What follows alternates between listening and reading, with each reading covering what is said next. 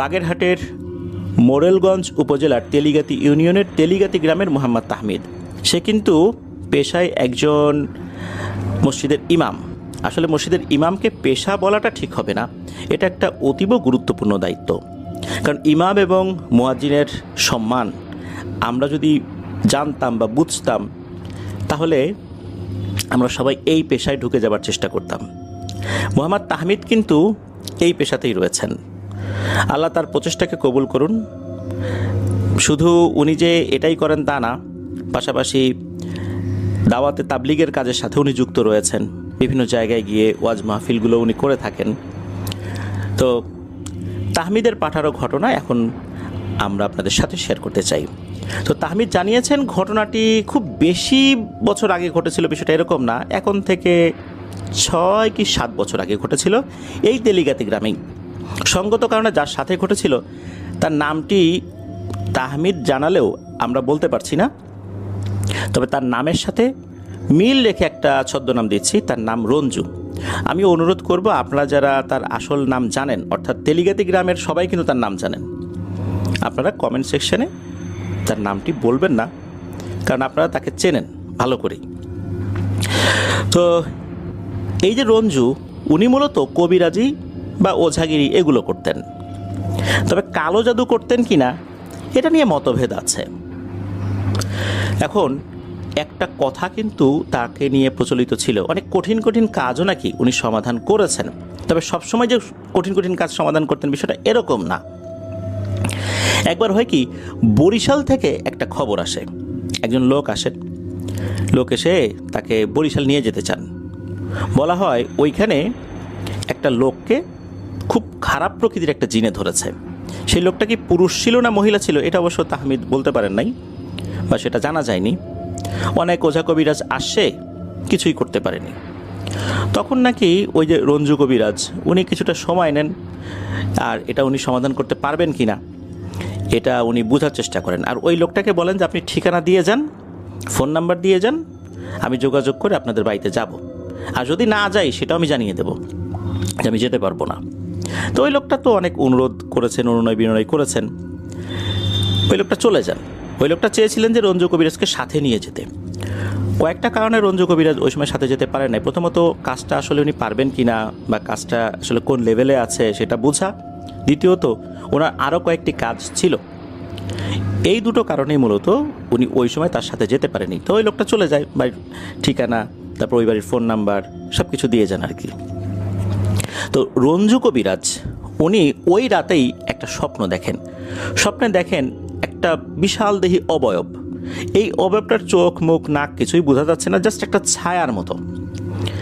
এই অবয়বটা তাকে বলছে, খবরদার এই কাজটা করার জন্য ওখানে যাবি না, যদি যাস তাহলে কিন্তু আমি তোর মৃত্যুদণ্ড ঘোষণা করলাম।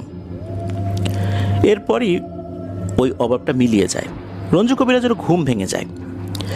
রঞ্জু কবিরাজ চিন্তা করছেন যে আরে কবিরাজি করতে গেলে এই ধরনের বিষয় তো ঘটেই। এই ধরনের বিষয় কিন্তু উনি এর আগেও ফেস করেছেন।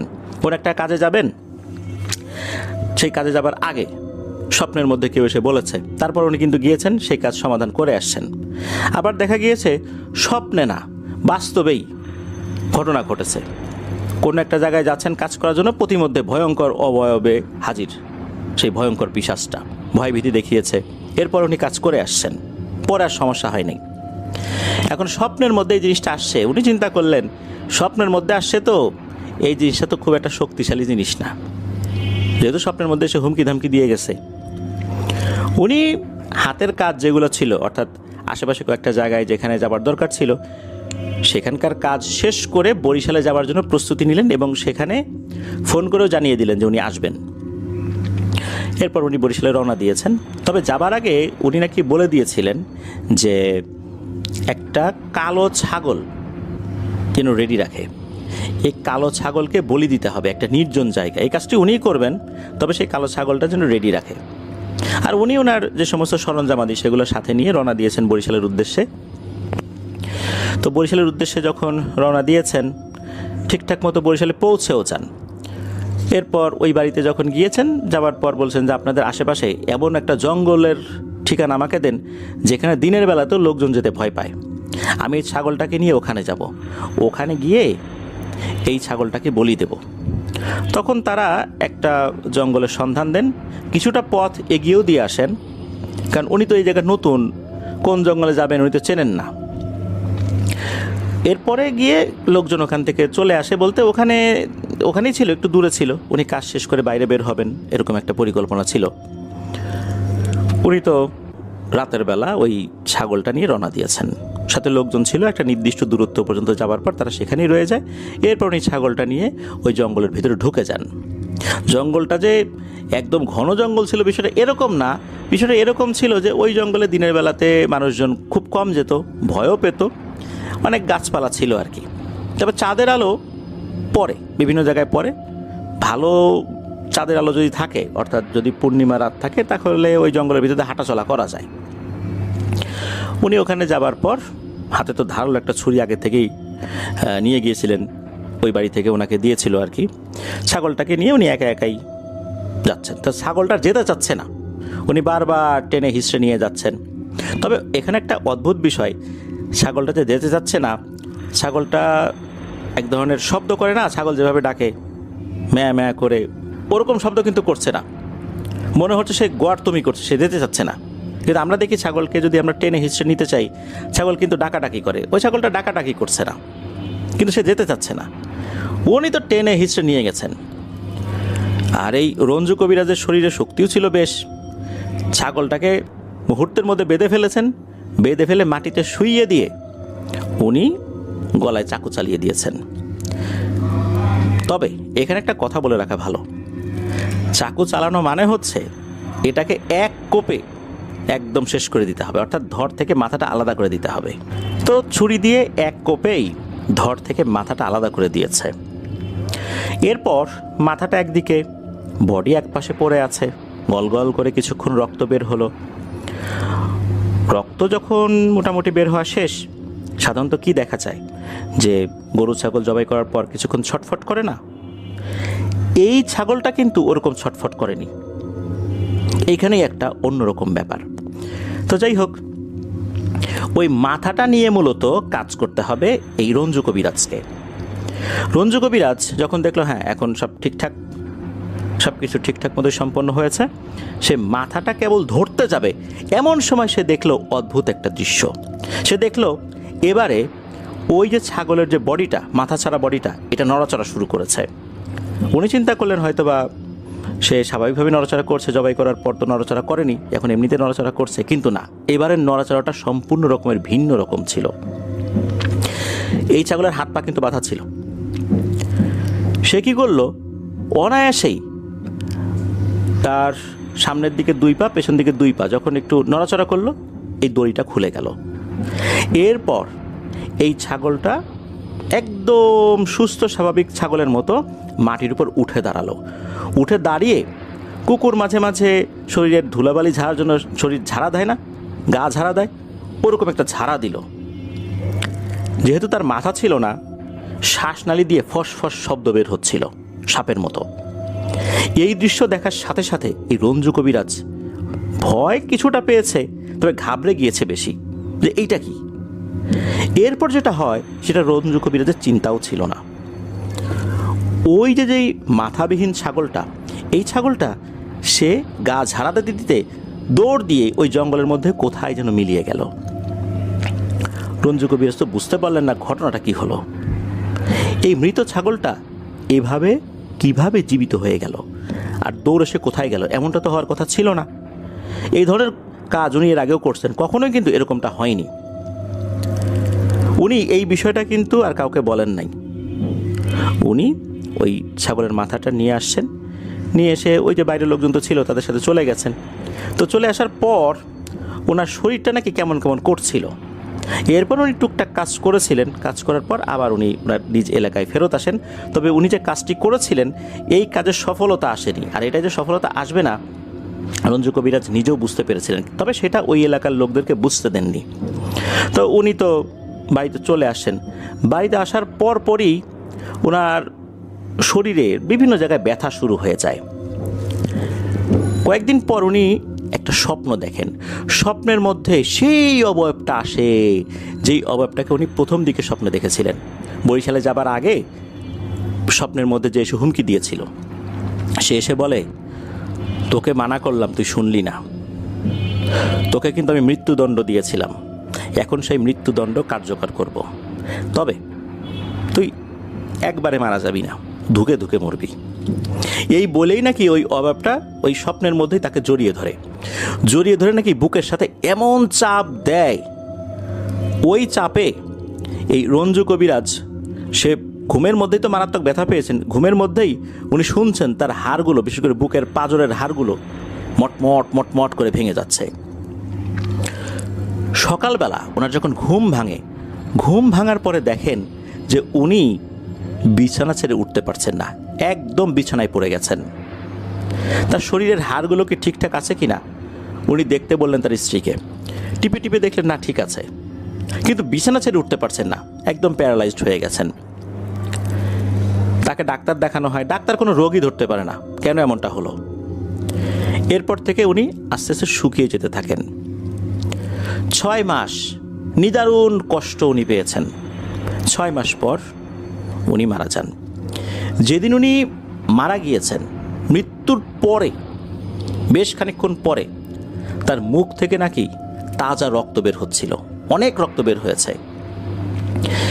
উনি যখন অসুস্থ অবস্থায় পড়েছিলেন, কেন এমনটা হলো এই পুরো ঘটনাটা উনি ওনার স্ত্রীকে বলেছিলেন, আর তার স্ত্রীকে বলেছিলেন যে এগুলো তার মৃত্যুর আগ পর্যন্ত যেন কাউকে না বলা হয়। মৃত্যুর পর এই ঘটনাটা তার স্ত্রী অনেককেই বলেছেন। তো এই যে ঘটনাটা আমরা শেয়ার করলাম প্রিয় লিসেনার্স, ঘটনাটা এ পর্যন্তই। রঞ্জু কবিরাজ উনি মারা গিয়েছেন, ওনার কিন্তু 7টা মেয়ে। সবার ছোট যারা, এরাও কিন্তু, যারা বলছি কারণ শেষ হচ্ছে 2টা যমজ মেয়ে, তারাও এখন কিন্তু 7-8 বছর বয়স হয়ে গেছে আর কি। তার মৃত্যুর সময় তারা অনেক ছোট ছিল। রঞ্জু কবিরাজ এভাবেই পৃথিবীর মায়া ত্যাগ করে চলে যান। প্রিয় লিসেনার্স, আপনাদের কাছে কি মনে হয় ওই ছাগলটা এইভাবে কেন হঠাৎ করে দাঁড়িয়ে গিয়ে গা ঝাড়া দিয়ে কোথায় মিলিয়ে গেল? এটা নিশ্চয়ই স্বাভাবিক কোনো ব্যাপার নয়, এটা তো আমরা বুঝতেই পারছি। তবে একটা বলির ছাগল এভাবে হারিয়ে গেল, সত্যি বেশ রহস্যময়। ধন্যবাদ জানাচ্ছি তাহমিদকে তার পাঠানো ঘটনার জন্য। তাহমিদ চেষ্টা করে সবসময় সত্য ভয়ের ঘটনাগুলো আমাদেরকে পাঠানোর জন্য। তাহমিদ আমাদেরকে মাঝে মাঝেই জানান যে ভাই, আসলে ঘটনা পাই, ছোট ছোট ঘটনা কিন্তু সত্য ঘটনা, এগুলো কি লিসেনাররা ভালোভাবে নেবে? এত ছোট ঘটনা কি পাঠাবো? তখন আমি তাহমিদকে বলেছিলাম যে আমরা আপনাদের ওয়ার্ল্ড ইউটিউব চ্যানেলের সাথে যারা যুক্ত আছি তারা সবসময় সত্য ভয়ের ঘটনা প্রচারে আগ্রহী এবং বিশ্বাসী, আমরা সেটাই করব। এই কারণে আমাদের এপিসোডের যেই লেন্থ এটা সবসময় একরকম থাকে না, 1.5 ঘন্টার কমও হয়, 1 ঘন্টার সামান্য একটু বেশি হয়েছে, আবার 3 ঘন্টাও হয়েছে। এটা নির্ভর করে আমরা কিভাবে ঘটনাগুলো আপনাদের সাথে শেয়ার করছি আর কী ধরনের ঘটনা পাচ্ছি। এই জন্য এপিসোড ছোট বড় এটা আমরা এভাবেই করে আসছি। দীর্ঘ ঘটনা পেলে সেক্ষেত্রে তো আমরা এপিসোড বড় করতেই পারি, এমনিতেই হয়ে যাবে, কিন্তু আমরা শুধু এপিসোড দীর্ঘ করার জন্য অতিরঞ্জিত কোনো তথ্য দিতে চাই না, আমরা সত্য ভয়ের ঘটনা নিয়েই এগোতে চাই। আশা করছি এই যাত্রায় আপনাদেরকে আগে যেভাবে আমরা পেয়েছি ইনশাল্লাহ সব সময় পাবো। প্রিয় লিসেনার্স, আরও একটি কথা, এই যে অমীমাংসিত রহস্যের যে সিজন 2, এখানে যেই এপিসোডগুলো এগুলো কিন্তু ছোটই হয়ে থাকে, যতটুকু তথ্য আমরা পাই তার আলোকে করার চেষ্টা করি। অনেকেই বলেন যে এটা একটু বড় করা যায় কি না। বড় আসলে এটা নির্ভর করবে কতটুকু তথ্য আমরা পাচ্ছি বা কতটুকু তথ্য অ্যাভেলেবল আছে বিভিন্ন জার্নালগুলোতে, বিভিন্ন ওয়েবসাইটগুলোতে বা আদার সাইটগুলো থেকে আমরা যেভাবে পাই আর কি, এটার উপর নির্ভর করে। খুব বেশি বড় আসলে করাটা পসিবল হয় না, বিশেষ করে আমি অমীমাংসিত রহস্যের কথা বলছি আর কি। প্রিয় লিসেনার, চলে যাব আমাদের এবারের থার্সডে নাইটের 190তম আয়োজনের দ্বিতীয় ঘটনায়।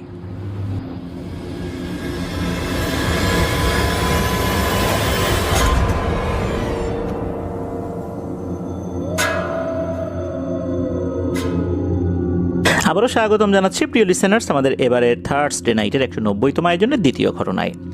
এখন যে ঘটনাটি আপনাদের সাথে শেয়ার করবে, এই ঘটনাটি আমাদেরকে যিনি পাঠিয়েছেন ওনার নাম সাব্বির। উনি বর্তমানে অনার্স ফার্স্ট ইয়ারে লেখাপড়া করছেন। ওনার বাড়ি টাঙ্গাইল জেলার ঘাটাইল উপজেলায়। উনি যে ঘটনাটি শেয়ার করেছেন এই ঘটনাটি ওনার নিজের সাথেই ঘটেছিল সাল 2023। এসএসসি পরীক্ষা শেষ করে নানা বাড়িতে বেড়াতে গিয়েছেন। ওনার নানা বাড়ি টাঙ্গাইল জেলার গোপালপুর উপজেলার একটি গ্রামে। সঙ্গত কারণে গ্রামের নামটি প্রকাশ করতে নিষেধ করেছেন। উনি যেহেতু ওখানে গিয়েছেন, এরপর ওনার মামাতো ভাই যার নাম হচ্ছে রাকিব, এরপর নানির বাড়ির এলাকার যে যে বন্ধুরা আছেন আর কি, সবাই তো খুশি উনি গেছেন। আবার এসএসসি পরীক্ষাও শেষ করেছেন, হাতে একটু সময় আছে। বিকেলবেলা যখন ক্রিকেট খেলতে গিয়েছেন, সন্ধ্যার কিছুক্ষণ আগে খেলা শেষে মামাতো ভাই সবার উদ্দেশ্য করে বলছে, এই শোন, আজকে রাতে আমরা একটা পিকনিক করব, রাতে একসাথে সবাই খাওয়া দাওয়া করব। সবাই এক বাক্যে রাজি হয়ে যায়। সবার কাছ থেকে চাঁদা তোলা হয়। চাঁদা তোলার পর একটা জায়গা ফিক্সড করা হয়। এরপর এই যে সাব্বির ভাই, তারপর রাকিব, সবাই মিলে রান্নার কাজ শুরু করে দিয়েছেন সন্ধ্যার পর থেকে। একজনের বাসা থেকে তো বিশাল বড় কয়েকটা সাউন্ড বক্স নিয়ে আসা হয়েছে। সেই সাউন্ড বক্সে গান বাজানো হচ্ছে। রাত 11টার দিকে রান্নার কাজ শেষ হয়ে যায়। সবাই মিলে খাওয়া দাওয়া শেষ করার পর রাত্রে সবাই ওখানেই থাকবে, সারা রাত গান বাজবে, গল্পগুজব হবে। এদিকে হয়েছে কি, এই যে সাব্বির ভাই, ওনার মাথা ব্যথা শুরু হয়ে যায় ওই বক্সের তীব্র আওয়াজ। আর গ্রামে তো ঠান্ডা একটু বেশি, ওখানে ওই রাত্রে ঠান্ডাটা একটু বেশি পড়েছিল।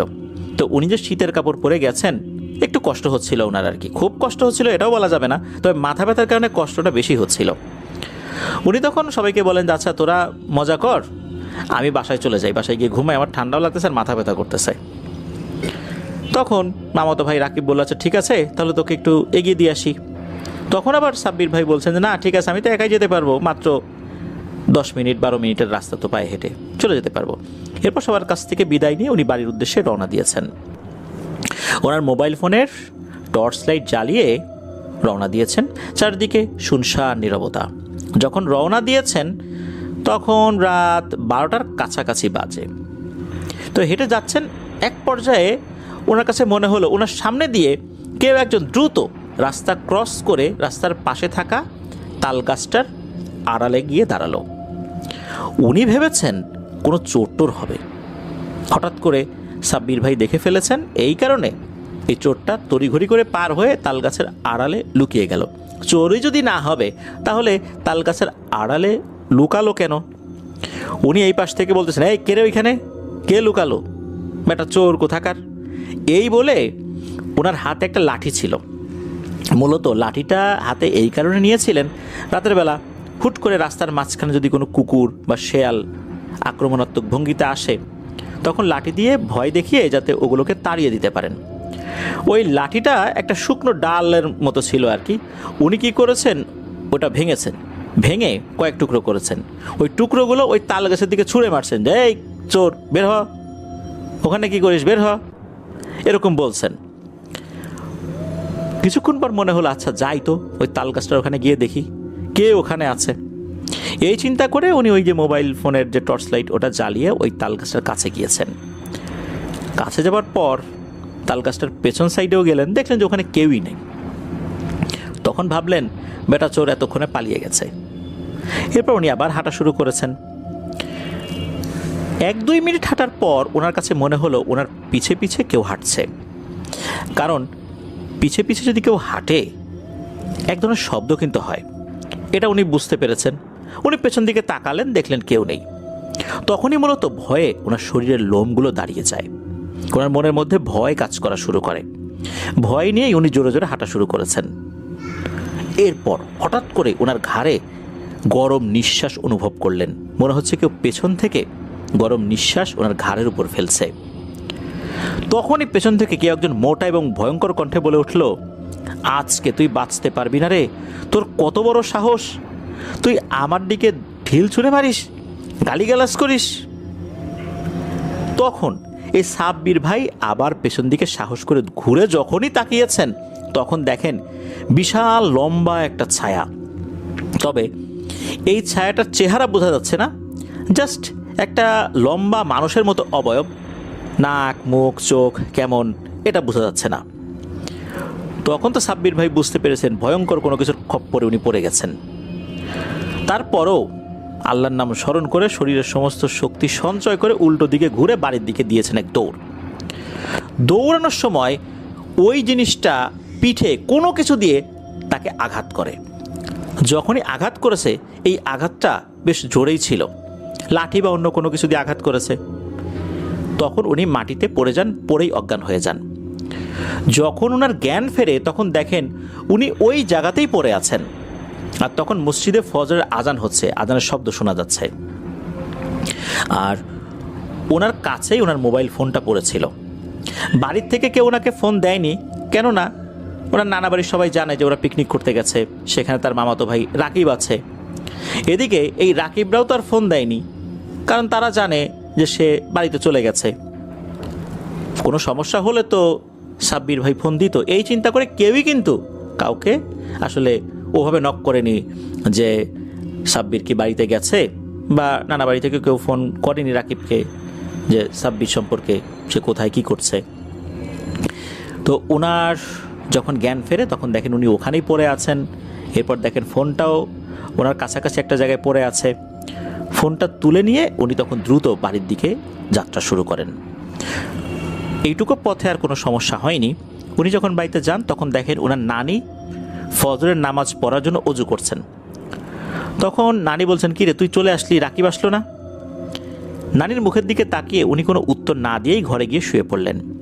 তারপর সকাল হয়ে দুপুর হয়ে যায়, সবাই তাকে ডাকছে কিন্তু উনি ঘুম থেকে উঠছেন না। এদিকে তার মামাতো ভাই রাকিব বলছে, আচ্ছা সাব্বির এত ঘুমাচ্ছে কেন, ও তো রাত জাগে নাই, ও তো রাত 12টার দিকে চলে আসছে। তখন নানি নাকি অবাক হয়ে যায়, কি বলিস, রাত 12টার দিকে চলে আসছে মানে? আমি তো ফজরের নামাজের জন্য উজু করার সময় দেখি যে ও বাসায় আসছে, এতক্ষণ সে কোথায় ছিল? বাসায় আসতে তো কোনোভাবেই 12 মিনিট বা সর্বোচ্চ 15 মিনিট লাগবে, এর থেকে কোনোভাবেই তো বেশি লাগার কথা না, তাহলে এতক্ষণও কোথায় ছিল? সবাই তো তখন আরও বেশি চিন্তায় পড়ে যায়। সবাই মিলে আবার তাকে ডাকাডাকি করতে থাকে। একসময় ডাকতে ডাকতে ডাকতে ডাকতে তার ঘুম ভাঙে। যখন ঘুম ভেঙেছে তখন এই সাব্বির ভাই উনি ফিল করেন ওনার শরীরের এক পাশ একদম অবশ হয়ে গেছে, ওই পাশটা কোনোভাবেই উনি নাড়াতে পারছেন না। এদিকে তার মামাতো ভাই রাকিব সে প্রশ্ন করছে, আচ্ছা তুই আমাদের থেকে রওনা দিলি, সারা রাত কোথায় ছিলি, আর শরীরের এই অবস্থা কেন? তখন এই সাব্বির ভাই সমস্ত ঘটনা সবাইকে খুলে বলেন। তখন তো নানি কান্নাকাটি শুরু করে দেয়। নানাকে বলে, তুমি তাড়াতাড়ি একটা হুজুর ডেকে আনো, খুব বড় ধরনের একটা সমস্যা হয়ে গেছে। নানা পাশের একটা মাদ্রাসা থেকে একজন হুজুরকে ডেকে নিয়ে আসেন। হুজুর সব কিছু শুনলেন যে ঘটনাটা কি। এরপর উনি বললেন যে চিকিৎসা শুরু করার আগে আরও বিস্তারিত জানতে হবে, এরপর আমি ইনশাল্লাহ চিকিৎসা শুরু করব, আমাকে একটু সময় দেন, আমি এশার নামাজ পড়ে তারপর আসবো ইনশাল্লাহ। তো হুজুর এশার নামাজের পর আসেন, এসে যে কথা বলেন তা শুনে তো সবাই আতকে ওঠেন। হুজুর এসে বলেন যে আপনাদের নাতির তো কপাল ভালো, সে ওইখান থেকে বেঁচে ফিরে আসতে পারছে। সাব্বির যখন ওই রাস্তা দিয়ে যাচ্ছিল তখন একটা ভালো জিন ওইখান দিয়ে যাচ্ছিল, সে কাউকে সহজে দেখা দেয় না, কিন্তু সে ওই সময় তার নিজের রূপেই যাচ্ছিল। সাব্বির যেহেতু যাচ্ছিল, সাব্বির তাকে দেখে যেন ভয় না পায়, সে দ্রুত রাস্তা পার হয়ে ওই তাল গাছের আড়ালে চলে যায় যাতে করে ও তাকে না দেখে। কিন্তু সাব্বির কি করেছে, সে চোর মনে করে গালিগালাজ করেছে, আবার হাতের লাঠি ভেঙে ওটা দিয়ে ঢিল ছুঁড়েছে। এই কারণেই মূলত ওই জিনটার আত্মসম্মানে লেগেছে, সে ক্ষিপ্ত হয়েছে। মূলত সাব্বিরকে মেরে ফেলার উদ্দেশ্যেই পিছু নিয়েছিল। যেই আঘাতটা করেছে এই আঘাতটা মাথার একটা জায়গায় করেছিল, কিন্তু আল্লাহর অশেষ রহমতে মাথায় না লেগে পিঠের একটা জায়গায় লেগেছে। মাথায় যদি লাগতো সাথে সাথে ওর ব্রেন ড্যামেজ হয়ে যেত, ও আর হুঁশে ফিরে আসতে পারতো না। কিন্তু আল্লাহর রহমতে পিঠে লেগেছে, এই জন্য শরীরের একটা পাশ অবশ হয়ে গেছে। মাথায় লাগলে কি হতো একবার চিন্তা করেন, ব্রেন অকেচো হয়ে যেত। আল্লাহর অশেষ রহমতে আজানের ধ্বনিতে তার জ্ঞান ফেরত এসেছে, এখন চিকিৎসা করা যাবে। তখন নানা ওই হুজুরকে বললেন যে আচ্ছা এতটুকু কারণে ওকে মেরে ফেলার জন্য ওকে আক্রমণ করলো, তখন হুজুর বলেন যে আসলে সে যে গালিগালাজ করেছে, ঢিল মেরেছে, এটাই মূলত তার রাগের একটা কারণ ছিল। আর সে আগে থেকে কাউকে বিরক্ত করে না, এই পথ দিয়ে সে চলাচল করেছে, কাউকে এরকম আক্রমণও কখনো করেনি। সে নাকি এসে এটা বলেছে। আর ওই জিনটা নাকি ওই হুজুরের সাথে যোগাযোগ করেছিল, যে হুজুর এশার নামাজের পরে আসছেন, তো এর মধ্যেই হুজুর ওই জিনের সাথে যোগাযোগ করেছে। ওই জিনটা এই সাব্বির ভাইকে আর কোনো ক্ষতি করবে না এই প্রতিশ্রুতি দেয়, কিন্তু বলে যেহেতু সে অনেক গালিগালাজ করেছে এই জন্য তাকে কিছু সাদাকা দিতে হবে, 10 প্যাকেট মিষ্টি। ওই রাতেই রাত 12টার দিকে ওই যে তাল গাছ যেই জায়গাটা যার পেছনে ওই জিনটা আড়াল হয়েছিল ওখানে দিয়ে আসতে হবে, আর তাকেই দিয়ে আসতে হবে, পেছন দিকে তাকানো যাবে না। সাব্বির ভাই সাহস সংগ্রহ করে ওই রাতেই মিষ্টি নিয়ে একা একাই দিতে যান। পেছন দিকে তো তাকানো যাবে না। উনি যখনই দিয়ে উল্টো দিকে ঘুরেছেন তখন ওনার মুখে কে যেন ঠাস করে একটা চর মেরে দেয়। চর মেরে দিয়ে বলে যে যা, আজকের মতো ছেড়ে দিলাম, আর কখনো এরকম ভুল করবি না, আর সোজা চলে যাবি, পেছন দিকে তাকাবি না। এদিকে হঠাৎ করে এরকম চর খেয়ে আবারও সেই ভুতুরে কণ্ঠ শুনে সাব্বির ভাই তো পেয়েছেন ভয়। সাব্বির ভাই চিন্তা করছেন এমন তো হওয়ার কথা ছিল না, কথা ছিল যে মিষ্টি দিয়ে চলে আসবো, পেছন দিকে তাকাবো না। আমি তো পেছন দিকে তাকাইও নাই, আমাকে গালে এইভাবে কষে একটা চর মারলো কেন? সে মুখের উপর হাত রেখে মুখ ডলতে ডলতে বাসায় ফেরত আসলেন। ফেরত এসে বললেন যে ওই জিনটা তো আমাকে থাপ্পড় মেরেছে। পরবর্তী দিন হুজুরকে যখন জানানো হয় তখন হুজুর বলেছিলেন আর একটা অদ্ভুত কথা। ওই জিনটা নাকি হুজুরকে জানিয়েছিল যে ও যখন মিষ্টি দিতে আসবে তখন কিন্তু ওকে একটা থাপ্পড় মারবো আমি, কারণ ওর উপর যে রাগ আছে শুধু মিষ্টি দিলে কিন্তু আমার রাগ যাবে না, তবে ওই থাপ্পড়ে ওর কোনো ক্ষতি হবে না। মূলত আমার মনের একটা ক্ষোভ ছাড়া আর ভবিষ্যতের জন্য এই ধরনের কোনো কাজ না করে, এই জন্য। তখন আবার সাব্বির ভাই বললেন যে ও যে থাপ্পড় মারবে আপনি এটা আমাকে আগে জানালেন না কেন? তখন হুজুর বললেন আগে জানালে তুমি তো ভয়েই যেতে না, তখন হিতে বিপরীত হতে পারত, তোমার আরও ক্ষতি হতো, এই জন্যই জানাইনি। এখন থেকে আরও তোমাকে আর বিরক্ত করবে না, তুমিও ইনশাল্লাহ সুস্থ হয়ে যাবা। মজার বিষয় হচ্ছে ওনার তো শরীরের একটা পাশ অবশ হয়ে গিয়েছিল। যখন ওই যে হুজুরের সাথে কথা হয়, হুজুর এসে একটু ঝাড়ফুঁক করেন, আল্লাহর রহমতে উনি কিন্তু সুস্থ হয়ে গিয়েছিলেন, মানে ম্যাজিকের মতো। যিনি তার শরীরের একটা পাশ নাড়াতেই পারছিলেন না উনি সুস্থ হয়ে গেছেন, দিব্যি সুস্থ হয়ে উনি ওই মিষ্টিটা দিয়ে আসছেন, আর মিষ্টি দিতে গিয়ে কোষে একটা চর খেয়ে আসছেন আর কি। এই হচ্ছে ঘটনা। প্রিয় লিসেনার্স, এই যে ঘটনাটি আমরা শেয়ার করলাম, এই ঘটনাটার মধ্যে আসলে এই যে সাব্বির ভাই যে চোর মনে করে কথা বলছিলেন, এটা অস্বাভাবিক কিছু না। এটা মনে হতেই পারে ঠিক যেভাবে ওনাকে ক্রস করে একটা মানুষের মতো কিছু একটা উনি চলে গেছে, উনি তো খেয়াল করেন এটা মানুষ না অন্য কিছু, মনে হয়েছে চোর। আর গ্রামের পরিবেশে এটা মনে হওয়াটা অস্বাভাবিক কিছু না, শহরের পরিবেশেও এটা মনে হতে পারে। উনি ওনার জায়গা থেকে বলেছেন, কিন্তু শুধু বলার মধ্যেই যদি সীমাবদ্ধ থাকতো তাহলে না হয় একটা কথা ছিল। উনি যে কাজগুলো করেছেন তাতে তো ওই জিন ক্ষিপ্ত হয়েছে, যার কারণে ওনাকে আঘাত করেছে। আমরা কিন্তু অনেক ঘটনা শুনতে পাই যে জিনে আঘাত করেছে, দেখা গেছে যে শরীরের ভিতরে সব কিছু নষ্ট হয়ে গেছে। এরকম ঘটনা কিন্তু এর আগেও আমরা শুনেছি বা প্রচার করেছি। তো জিন যদি আঘাত করে, যদি তার আঘাতের অন্য রকমের উদ্দেশ্য থাকে যে এই আঘাতের মাধ্যমে শরীরের বড় ধরনের ড্যামেজ করে ফেলবো, এবং সেই বিদ্যা যদি তার জানা থাকে, তাহলে কিন্তু বড় ধরনের ক্ষতি হবে। আল্লাহ আমাদেরকে হেফাজত করুন। রাতের চলাচলের ক্ষেত্রে দোয়া পড়তে পড়তে আমরা ইনশাল্লাহ যাব। যদি একাকিত্ব আমাদেরকে গ্রাস করে ফেলে ওই রাতে চলার সময়, তাহলে আমরা মোবাইলে পবিত্র কোরআনের কোন একটা সূরা বাকারা হোক, সূরা ইয়াসিন হোক, এটা ছেড়ে দিয়ে আমরা চলতে থাকবো ইনশাল্লাহ। আগে থেকেই যেন এই সূরাগুলো আমাদের মোবাইলে ডাউনলোড করা থাকে, এটাও কিন্তু আমরা যেন নিশ্চিত করি।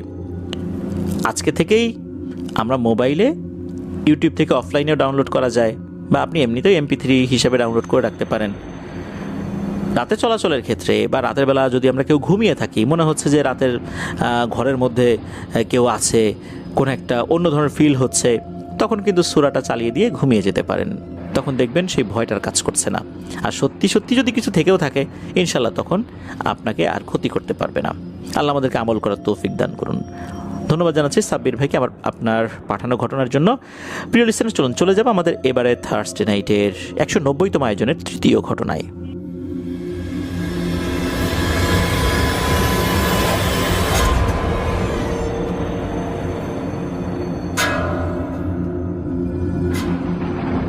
প্রিয় লিসেনার্স, স্বাগতম জানাচ্ছি আমাদের এবারে থার্সডে নাইটের 190তম আয়োজনের তৃতীয় ঘটনায়। এখন যে ঘটনাটি আপনাদের সাথে শেয়ার করবে, এই ঘটনাটি আমাদেরকে যিনি পাঠিয়েছেন ওনার নাম আজিজুল, ওনার বাড়ি ঢাকা জেলার ধামরাইয়ে।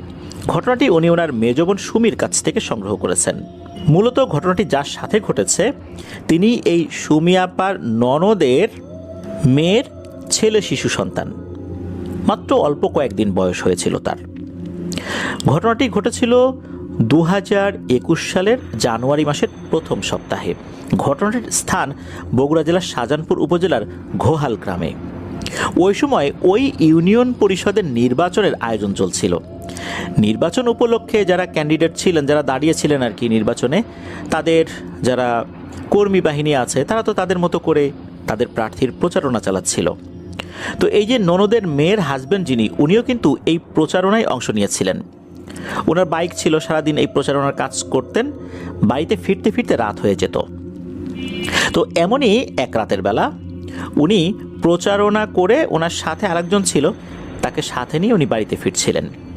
তো ওনারা যেই পথ দিয়ে বাড়িতে ফিরছিলেন, ওই পথ দিয়ে ওনারা আসলে সবসময় আসেন না, মাঝে মাঝে আসেন।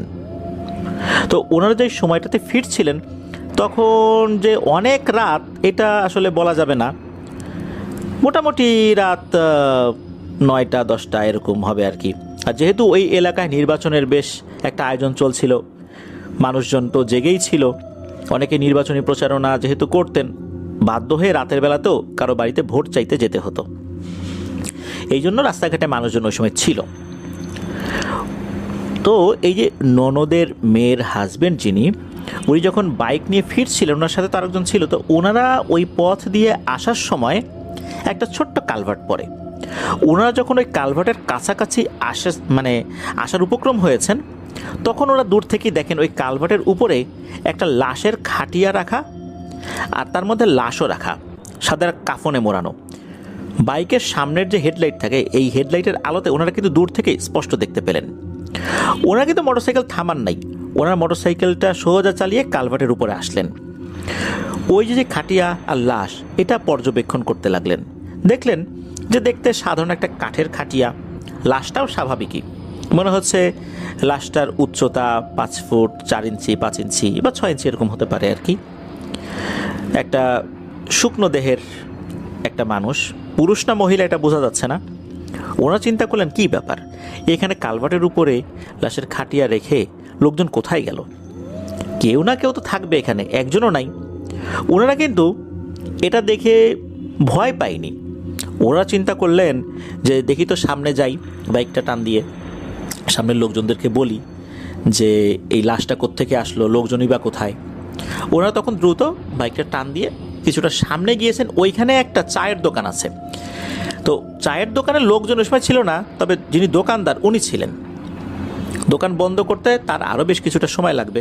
তো ওই দোকানদারকে গিয়ে জিজ্ঞেস করছেন, কি ভাই এই কালভার্টের উপর দেখি একটা লাশ, এই লাশের কি পরিবার পরিজন নাই, লোকজন নাই, কালভার্টের উপর রেখে চলে গেছে, চলেন তো ভাই লোকজন নিয়ে যাই, এই লাশটার একটা সুরাহা করি। তখন ওই দোকানদার চমকে উঠেছেন, কি বলেন ভাই, আপনি কালভার্টের উপরে লাশ দেখছেন? তখন বলে হ্যাঁ। তখন ওই দোকানদার বলছে, ভাই আপনাদের কোনো ক্ষতি টতি করে নাই তো? তখন উনি বলতেছেন যে ক্ষতি করবে কেন, আমরা দুইজন মানুষ আছি, আমরা দুইজনই তো দেখলাম যে খাটের উপর লাশ শোয়ানো। তখন ওই দোকানদার বলছে, ভাই তাড়াতাড়ি চলে যান এখান থেকে, আর দেরি করেন না, আপনার বড় বাচ্চা বেঁচে গেছেন, দ্রুত বাড়িতে যান। ওনারা তো বুঝতে পারতেছে না ঘটনাটা কি। তখন ওই লোকটাকে বলছেন, ভাই একটু ভেঙে বলেন তো ঘটনাটা কি, কেন এমনটা বলতেছেন? তখন ওই দোকানদার বলতেছেন, ওই কালভার্টটা যে জায়গাটাতে, ওখানে খুবই ভয়ঙ্কর শ্রেণীর কিছু পিশাচ জিন বসবাস করে।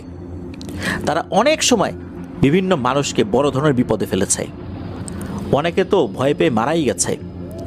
আপনারা তো আল্লাহর রহমতে ভয় পান নাই, ওখান থেকে চলে আসছেন, কিছুই মনে করেন নাই, আপনাদের ভাগ্য আসলেই ভালো, দ্রুত বাসায় চলে যান। এই কথা শোনার পর তখন ওনারা একটু একটু ভয় পাচ্ছেন। তারপরে কি আর করা, বাড়িতে চলে আসছেন। বাড়িতে আসার পর ওই ননদের মেয়ের যিনি হাজবেন্ড, উনি হাত মুখ না ধুয়েই রুমে চলে গেছেন। ফ্রেশও হন নাই, ক্লান্ত ছিলেন, সারাদিন দৌড়ঝাঁপ করেছেন।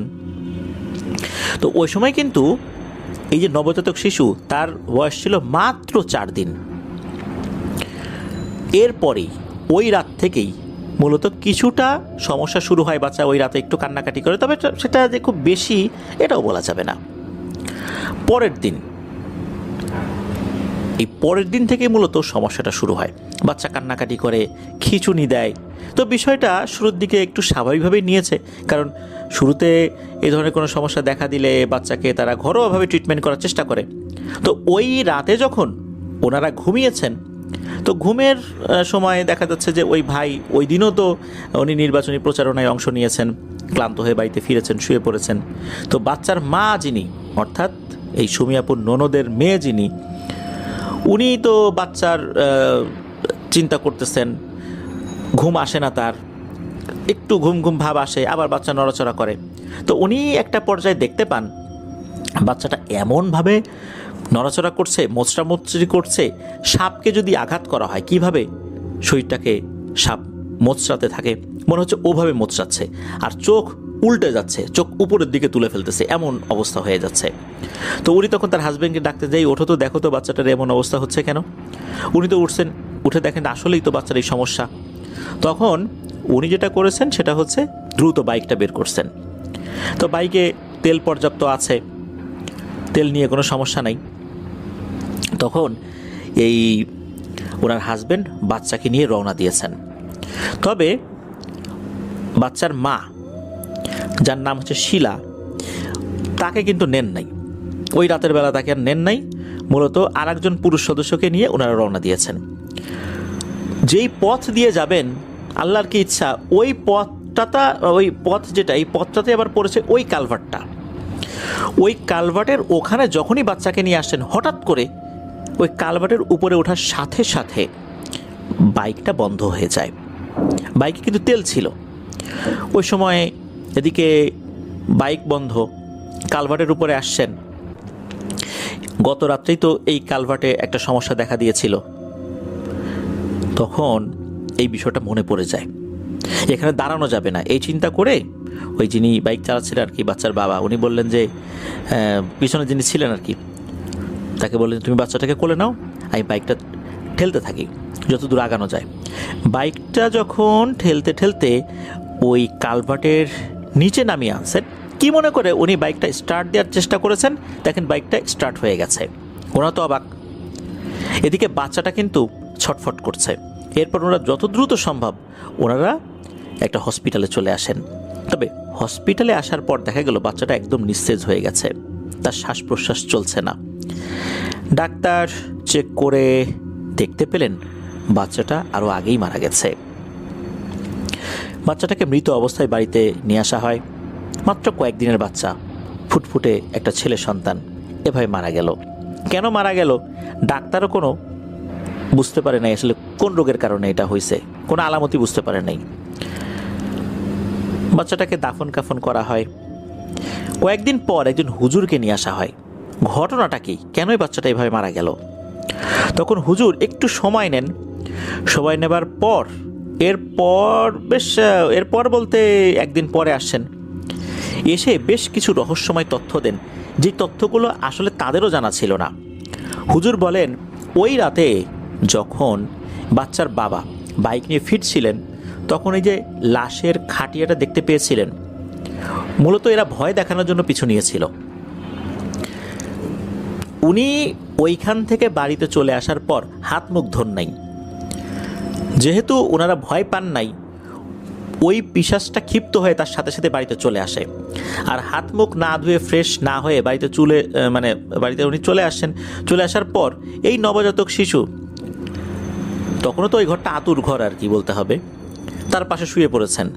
আর তখনই ওই পিশাচটা ওই বাচ্চার পিছু নিয়েছে, বাচ্চার সাথে লেগে গেছে। ওই পিশাচটা নাকি ওই বাড়িতে আসার পর দেখে আর একটা পিশাচ ওই বাচ্চার কাছে বসে আছে। তখন নাকি ওই পিশাচকে বলছে, এই তুই এখানে কেন? তখন নাকি ওই পিশাচটা আবার সদ্য আসা পিশাচকে বলেছে যে, এই বাচ্চার জন্মের পর থেকেই আমি ওর পিছু নিছি।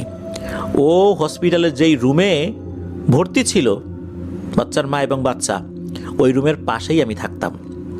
ওখান থেকে ওই বাচ্চাটার দিকে নজর দিছি, ওই বাচ্চাটাকে তো আমি মারবই। তখন নাকি ওই পিশাচ বলেছে, ঠিক আছে, আমিও মারার জন্য আসছি, আমরা দুইজন মিলে মারব। এদিকে ঘটেছে আর একটা ঘটনা, সেটা হচ্ছে ওই বাড়িতে নাকি 2জন জিন থাকতো। এই 2জন জিন এই বাড়ি পাহারা দিত, মানুষদেরকে বিভিন্ন সমস্যা থেকে রক্ষা করার চেষ্টা করতে তাদের সাধ্য অনুযায়ী। এটা আবার ওই বাড়ির লোকজন জানতো না। হুজুর এই কাজটা যখন শুরু করেছেন তখন জানতে পেরেছেন, মানে তথ্য নেওয়া শুরু করেছেন তখন জানতে পেরেছেন। হুজুর ওই জিনটাকে হাজির করেছিলেন। সে জিন হাজির হওয়ার পর অদ্ভুত একটা তথ্য দেয়, তা হচ্ছে যে যেই রাতে ওই বাচ্চার বাবা নির্বাচনী প্রচারণা শেষ করে বাড়িতে ফিরেছে, হঠাৎ করে নাকি ওই জিনের এক আত্মীয় এসে খবর দেয় ওই জিনের বাচ্চাকে কে বা কারা অপহরণ করেছে। তখন নিজের বাচ্চাকে উদ্ধার করার জন্য সে চলে যায়, আর সে যাওয়ার সময় ওই সাথে যে আর একটা জিন ছিল তাকেও নিয়ে যায়। এখন তো বাড়ি ফাঁকা, এই সুযোগে এরা চলে আসছে। এদিকে ওই জিনের বাচ্চাকে অপহরণ করেছে, তার এই অপহৃত বাচ্চাকে উদ্ধার করতেও সময় লেগে গেছে। পরে বোঝা গেল এই পুরোটাই ছিল একটা সাজানো নাটক। এই কারণে নাটক বলছি যে এই জিনের বাচ্চাটাকে অপহরণ করে এমন একটা জায়গায় রেখেছে, খুঁজতে কয়েকদিন সময় লাগবে, কিন্তু খুঁজে পাওয়া যাবে। ওই জিনও বুঝতে পারবে না এই কাজটা কে করেছে। সে তার বাচ্চাকে খোঁজার জন্য চলে গেছে ওই বাড়ি ছেড়ে। আর ওই বাড়ি থেকে সে যতটুকু দূরে গেছে মোটামুটি তার আসতে সময় লাগতো না, কিন্তু ওই বাড়িতে সে তো আর বন্দি না যে যেতে পারবে না। আর ওই বাড়ির লোকজনও তো জানে না, সে নিজের থেকেই কোনো কারণে এই বাড়ির লোকদেরকে পাহারা দিয়ে রাখে, ওই বাড়ি পাহারা দিয়ে রাখে। যেহেতু তার নিজের বাচ্চা অপহৃত হয়েছে, তাকে তো উদ্ধার করতেই হবে। এই জন্য সে ওই সময়ের জন্য যখন চলে গিয়েছে, তখন হচ্ছে এই 2 জিন তারা এই বাড়িতে ঢুকে পড়েছে। মূলত এরা কারসাজি করেই এই কাজটি করেছে। মাঝখান থেকে এই বাচ্চাকে এই 2টো জিন হত্যা করেছে। আর যারা পাহারা দিত এরা এই 2 জিনের একটা ফাঁদে পড়ে ওই সময়ের জন্য ওই বাড়ি ছেড়ে চলে গিয়েছিল। বাচ্চাটা তো মারা গেল। আর প্রিয় লিসেনার্স, ঘটনাটা আপাত দৃষ্টিতে এ পর্যন্ত হলেও এই ঘটনা থেকে শিক্ষণীয় কিন্তু একটা ব্যাপার রয়েছে। বাড়িতে ফিরেই আমাদেরকে কিন্তু ফ্রেশ হতে হবে, হাত মুখ ধুতে হবে, ভালো করে পরিচ্ছন্ন হতে হবে। সম্ভব হলে আমরা অবশ্যই অজু করে নিব। যদি মনে হয় আমরা বিভিন্ন জায়গা থেকে ঘুরে এসেছি, মাঠ ঘাট, কবরস্থান, শ্মশান, তাহলে আমরা বাড়িতে ফিরে এসে গোসল করে নেবার চেষ্টা করব অবশ্যই।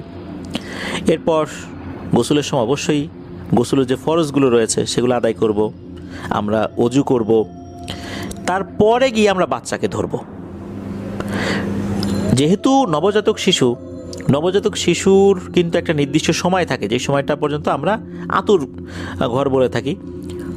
ওই সময় কিন্তু অনায়াসেই কোনো দুষ্ট জিনেরা ওই বাচ্চাদের উপর প্রভাব বিস্তার করতে পারে। মূলত এরকম একটা প্রেক্ষাপট তৈরি করা হয়েছিল ওই বাচ্চাটাকে হত্যা করার জন্য।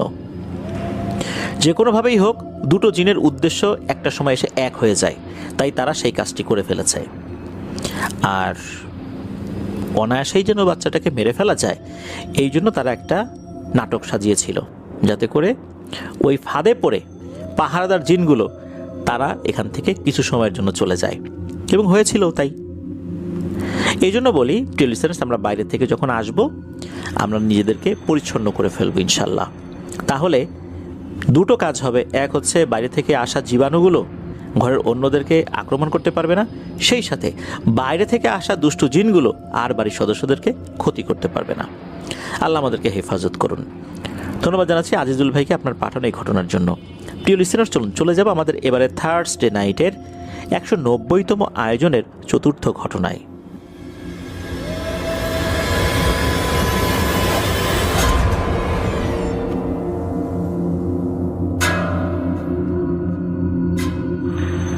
আবারও স্বাগতম জানাচ্ছি প্রিয় লিসেনার্স আমাদের এবারে থার্সডে নাইটের 190তম আয়োজনের 4র্থ ঘটনায়।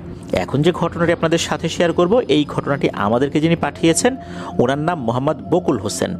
ওনার বাড়ি কুষ্টিয়া জেলার ভেড়ামারা উপজেলার ধরমপুর ইউনিয়নের ধরমপুর বাজারে।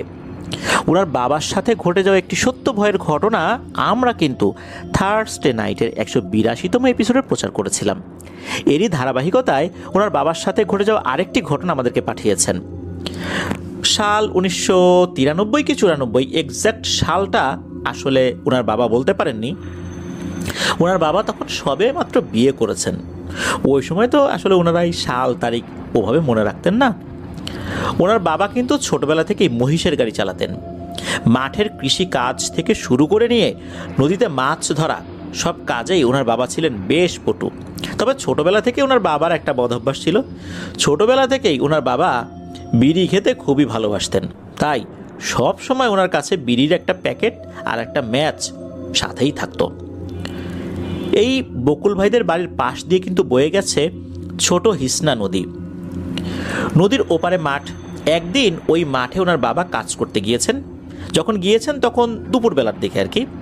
ওনার বাবা কাজ করছিলেন মূলত ওনাদের সবজির জমিতে, আপন মনে কাজ করছেন।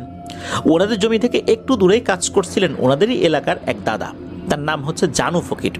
এই জানু ফকিরকে আবার এই বকুল ভাইয়ের বাবা চাচা বলে সম্বোধন করতেন।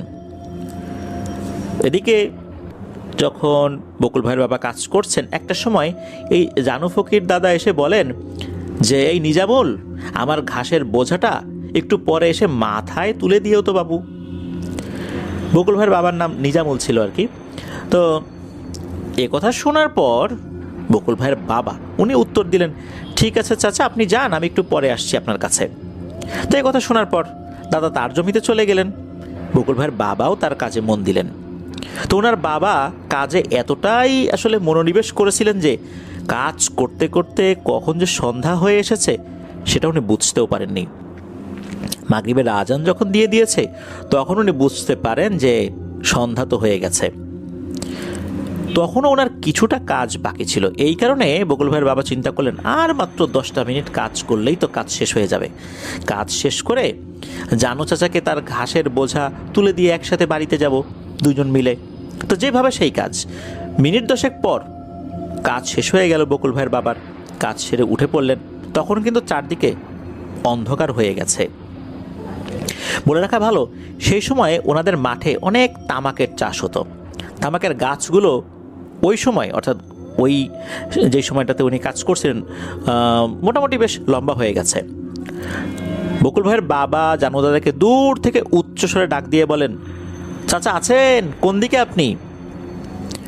বলতে না বলতেই উত্তর এলো, এই যে ও নিজামুল, এইদিকে গো, এদিকে আসো, এদিকে আসো। তো শব্দের উৎস ধরে বকুল ভাইয়ের বাবা সেদিকে যেতে থাকেন। তো ওই জমিতে গিয়ে দেখেন জানু দাদা তার জমিতে নাই। জানু দাদার জমি কিন্তু বকুল ভাইয়ের বাবা চিনতেন। তখন বকুল ভাইয়ের বাবা চিন্তা করেন আশেপাশের কোনো জমিতে গেল কি না। তখন আবার উনি আসলে বলে উঠলেন যে, ও চাচা, কই আপনি? তখন জানু দাদার জমি থেকে একটা দূরের জমি থেকে উত্তর আসলো, ও নিজামুল, এখানে আসো, এখানে আসো, আমি এখানে। এদিকে অন্ধকারে তো উনি দেখতে পাচ্ছেন না, শুধু শব্দ শুনতে পাচ্ছেন। ওই শব্দের উৎস ধরে আবার ওইখানে গিয়েছেন। ওখানে যাওয়ার পর এই জানু ফকির দাদাকে তো বকুল ভাইয়ের বাবা খুঁজে পাচ্ছেন না। ওই দিকের জমিতেও তো তিনি নাই। তখন আবার ওখান থেকে ডাক দিলেন, ও চাচা, আপনি কোথায়? তখন আবার উত্তর এলো, ও নিজামুল, এই যে এদিকে আসো, এদিকে আসো। এ কথা শোনার পর উনি আবার ওদিকে এগিয়ে গিয়েছেন। ওদিকে যাওয়ার পর আবারও দেখেন না। তখন আবার বকুল ভাইয়ের বাবা বলছেন যে, ও চাচা, আপনি কোথায়? তখন আবার উত্তর আসে, এই যে আমি তোমাকে দেখতে পাচ্ছি, এই যে আরেকটু এদিকে এসো, আরেকটু এদিকে এসো। এদিকে বকুল ভাইয়ের বাবা তো ওই জানু ফকির দাদাকে দেখতে পাচ্ছেন না।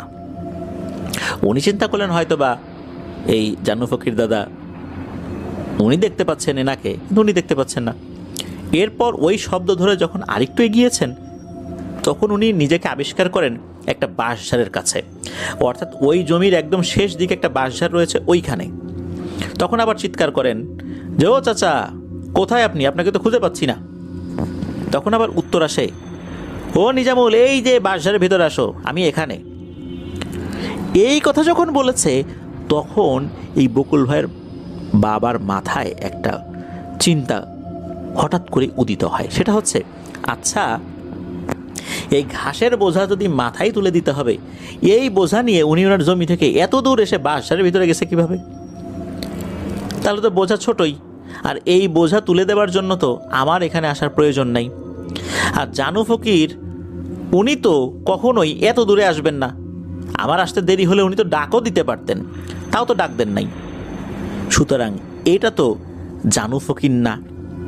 তখন বুঝতে পারলেন বড় টাইপের একটা পিশাচের খপ্পরে পড়ে গেছেন। উনি সাথে সাথে ওনার কোমরে গুজে থাকা বিড়ির প্যাকেট থেকে একটা বিড়ি ধরিয়ে নিলেন। এরপর বিড়ি টানতে টানতে উল্টো দিকে ঘুরে উনি ওনার জমির দিকে যেতে থাকলেন। উনি ওনার জমি ক্রস করে যখন নদীও পার হয়েছেন, নদী পার হবার পর আবার একটা আম বাগান পড়ে। ওই আম বাগানে ঢুকবেন ভাব, এমন সময় পেছন থেকে শব্দ আসে, বেঁচে গেলি রে, বেঁচে গেলি। তুই যদি আজকে বাঁশ বাগানের মধ্যে একবার ঢুকতি, দেখতি তোকে কি করতাম। এই কথা শোনার পর এই বকুল ভাইয়ের বাবা বুঝতে পারলেন এই দুষ্টু অশরীরীটার দৌড় এই আম বাগান পর্যন্তই, ওর এলাকা শেষ। তা না হলে এই আম বাগানের মধ্যেও ঢুকে পড়তো।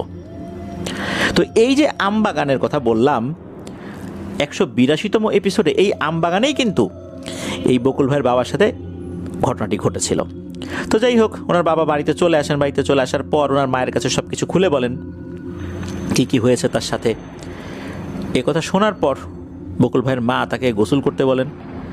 তারপর বকুল ভাইয়ের যিনি দাদা, উনি তো শুনেছিলেন, দাদা ঝাড়ফুঁক করে দেন। এর মধ্যে কিন্তু কোনো সমস্যা হয়নি। এদিকে বকুল ভাইয়ের বাবা উনি ক্ষিপ্ত হন এই জানু ফকির ওনার উপরে, যে এই লোকটা যে চলে আসবে আমাকে একটু বলবেও না। আমি না হয় তার কোনো খোঁজ খবর নিতে পারিনি, কাজে মনোনিবেশ করেছিলাম, প্রয়োজনটা তো তার, সে আমাকে একবার ডাক দিত। আমাকে কোনো কিছু না বলে সে চলে আসলো। সে রাগে গজগজ করতে করতে গিয়েছেন এই জানু ফকির দাদার বাড়িতে। গিয়ে দেখেন কুপির আলোতে এই জানু ফকির দাদা একটা ধারালো জিনিস দিয়ে ঘাস কাটছেন, টুকরো টুকরো করে গরু ছাগলকে খেতে দিবেন। এরকম আরামসে ঘাস কাটতে দেখে এই বকুল ভাইয়ের বাবার মেজাজ হয়ে যায় ভীষণ গরম।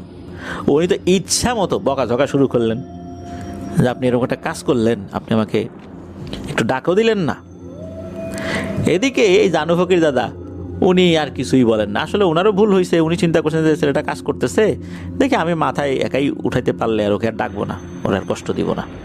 তো ওই চিন্তা করে উনি আসলে চলে আসছিলেন। উনি তো নিজেও বুঝতে পারেন নাই এরকম একটা ঘটনার মুখোমুখি এই বকুল ভাইয়ের বাবা হবেন আর কি। তো যাই হোক, ওখানে অনেক বকাঝকা করে উনি তো বাড়িতে চলে আসেন। তবে এই ঘটনার প্রেক্ষাপটে ওনার কোনো জ্বর বা কোনো অসুখ এটা হয়নি। এই ঘটনাটার এখানেই সমাপ্তি। প্রিয় লিসেনার্স, এরকম গ্রামগঞ্জে মাঠের মধ্যে অশরীরীর ডাক, এটা কিন্তু আসলে অতি সাধারণ বিষয় আপাত দৃষ্টিতে আমাদের কাছে মনে হলো। যার সাথে ঘটনা ঘটে উনি আসলে বুঝতে পারেন যে ঘটনার যে ভয়াবহতা এটা কত মারাত্মক। যদি বকুল ভাইয়ের বাবা ভুল করে হলেও ওই বাসার মধ্যে ঢুকে পড়তেন তাহলে কি অবস্থা হতো। আল্লাহ সুবহানাহু ওয়া তাআলা ওনাকে রক্ষা করেছেন, কারণ ওই সময়ে ওনার মাথায় ওই জিনিসটা আল্লাহ তাআলাই দিয়ে দিয়েছেন, যার কারণে চিন্তা করতে পেরেছেন।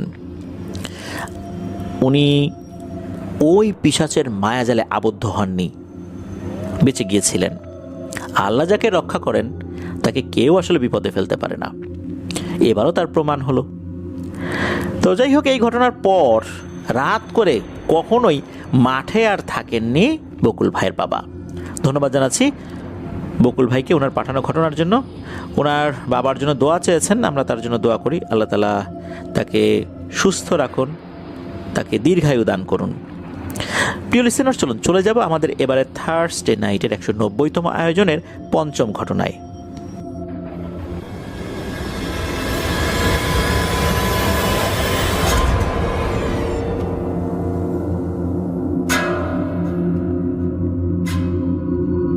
আবারও স্বাগতম জানাচ্ছি প্রিয় লিসেনার্স আমাদের এবারে থার্সডে নাইটের 190তম আয়োজনের পঞ্চম ঘটনায়। এখন যে ঘটনাটি আপনাদের সাথে শেয়ার করব, এই ঘটনাটি আমাদেরকে যিনি পাঠিয়েছেন ওনার নাম পারভেজ শেখ। ওনার বাড়ি খুলনা জেলার ফুলতলা উপজেলার দক্ষিণডিহি রবীন্দ্র কমপ্লেক্স এরিয়াতে। যে ঘটনাটি উনি পাঠিয়েছেন, ঘটনাটি ওনার নিজের সাথেই ঘটেছে। ওনার দাদাবাড়ি বরিশালের কদমতলা ইউনিয়নের কদমতলা গ্রামে। এই ঘটনাটি উনি ওনার দাদা বাড়িতে থাকাকালে ঘটেছিল। মূলত বেড়াতে গিয়েছিলেন একটা ছুটিতে, তখন ঘটেছিল। গরমের ছুটিতে উনি ওনার দাদা বাড়িতে বেড়াতে গিয়েছেন। তো সেখানে ওনার মেজো চাচার ছেলে, বড় চাচার ছেলে যারা আছেন তাদের সাথে অনেক মজা, হাসি তামাশা এগুলো করে দিন কাটাচ্ছেন।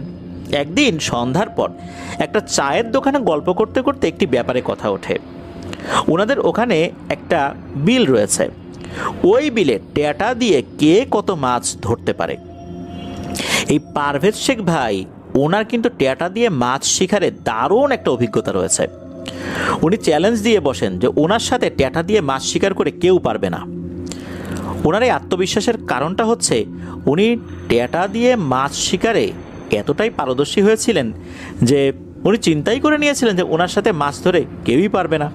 কারণ এই বিষয়ে আসলে মাছ শিকারে ওনার ছোটোবেলা থেকে অভিজ্ঞতা ছিল। ওনার মধ্যে এরকম অভিজ্ঞতা আসলে কারো ছিল না বলেই পারভেজ শেখ ভাইয়ের ধারণা ছিল। সিদ্ধান্ত হলো ওখান থেকেই যে ওনার চাচাতো 3 ভাই মাছ ধরতে যাবে, সাথে পারভেজ শেখ ভাই যাবে, কে কত বেশি মাছ পায় দেখা যাবে। রাত 12টার পর ওনারা বের হয়ে ওই বিলে চলে যাবেন। রাতে খাওয়া দাওয়া শেষ করে গল্পগুজব করে অবশেষে রাত 12টা কি 1টার দিকে ওনারা বের হয়ে গেছেন। সবার হাতে টর্চ লাইট দিয়ে দেখবেন যে মাছ কোথায় আছে, ওইটা দিয়ে মাছের অবস্থান শনাক্ত করে বাস ট্যাটা চালিয়ে দেবেন। ওনারা এক সাইড থেকে মাছ ধরতে শুরু করেছেন। মাছ ধরতে ধরতে এই পারভেজ শেখ ভাই উনি একটু দূরে চলে গিয়েছেন। দেখা যাচ্ছে যে ওনার সাথে অন্য যে চাচাতো ভাইরা ছিল তারাও একটু দূরে চলে গিয়েছে। এখানে একটা বিষয়, সেটা হচ্ছে ট্যাটা দিয়ে মাছ শিকার করার সময় এই মাছগুলো কোথায় রাখবেন, এই রাখার জন্য 2টো ব্যাগ নিয়েছিলেন।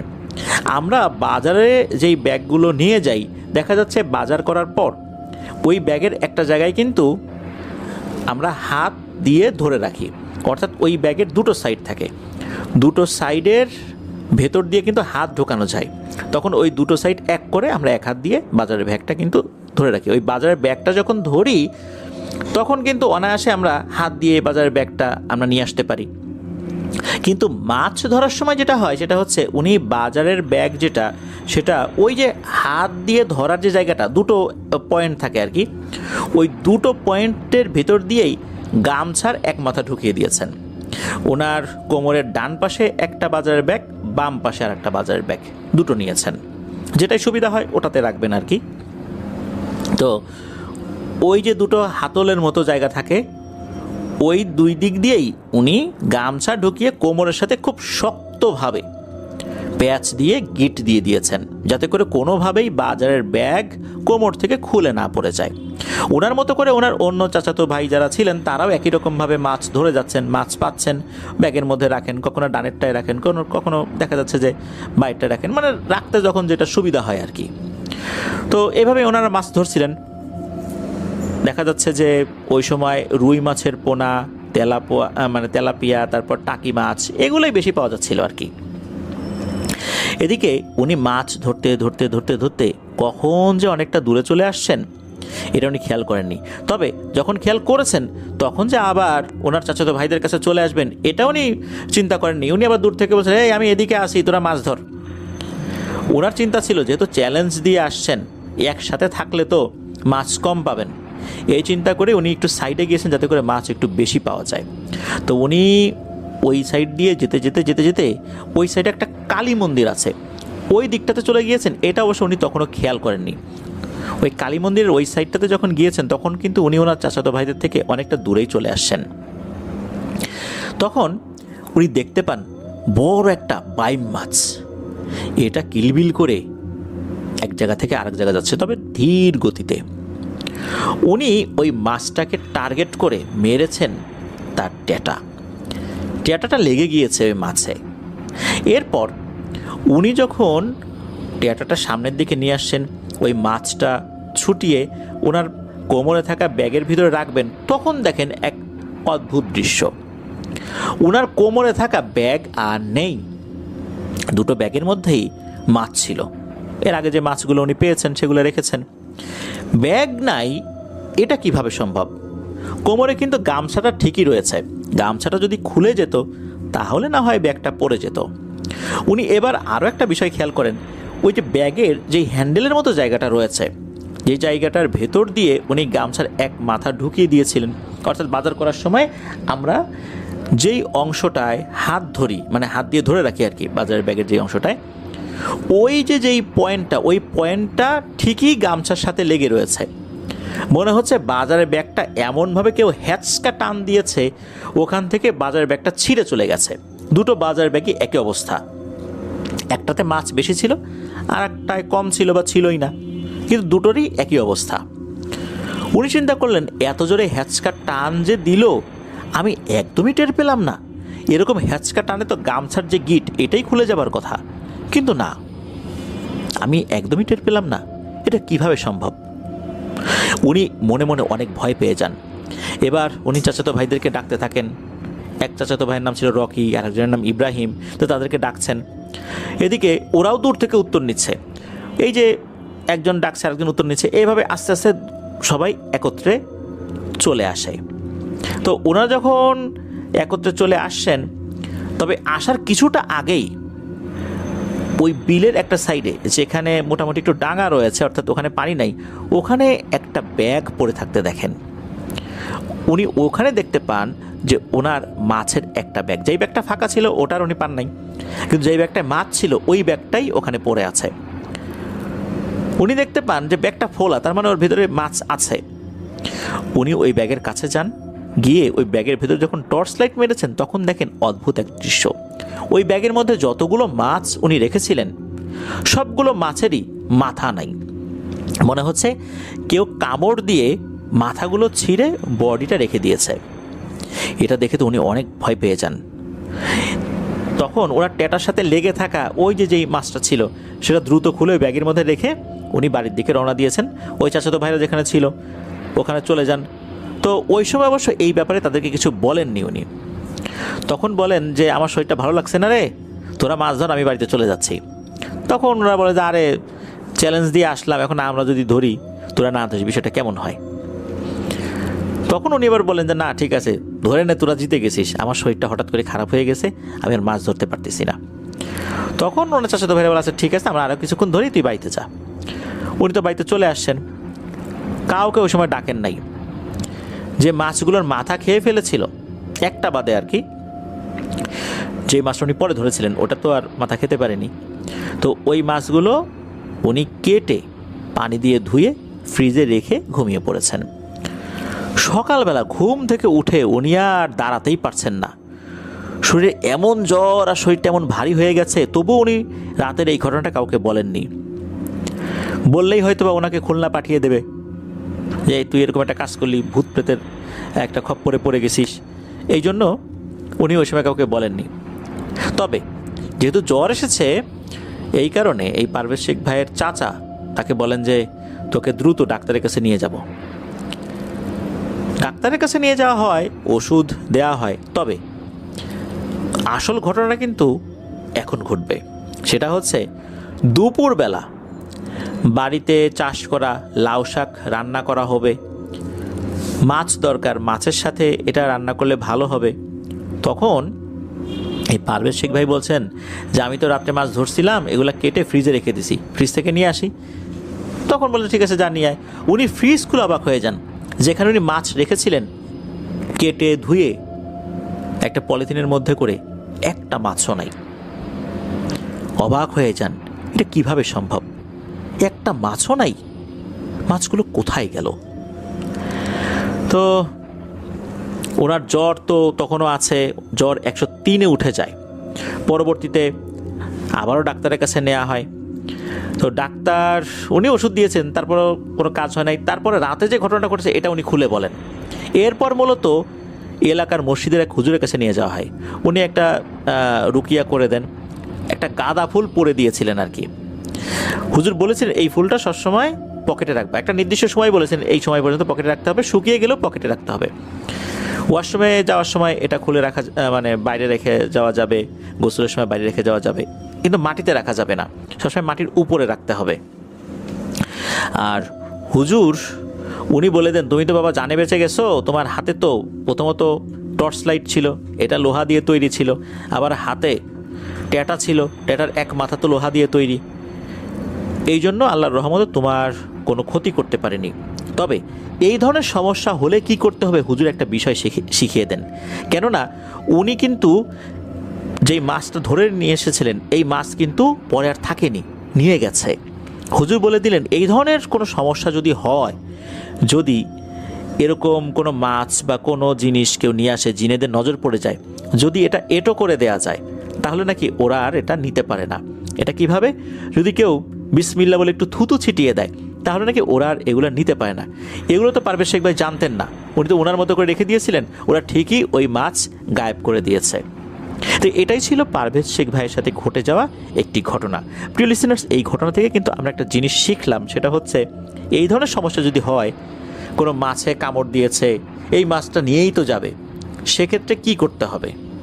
তো আমরা এটা শিখে গেলাম এই ঘটনা থেকে।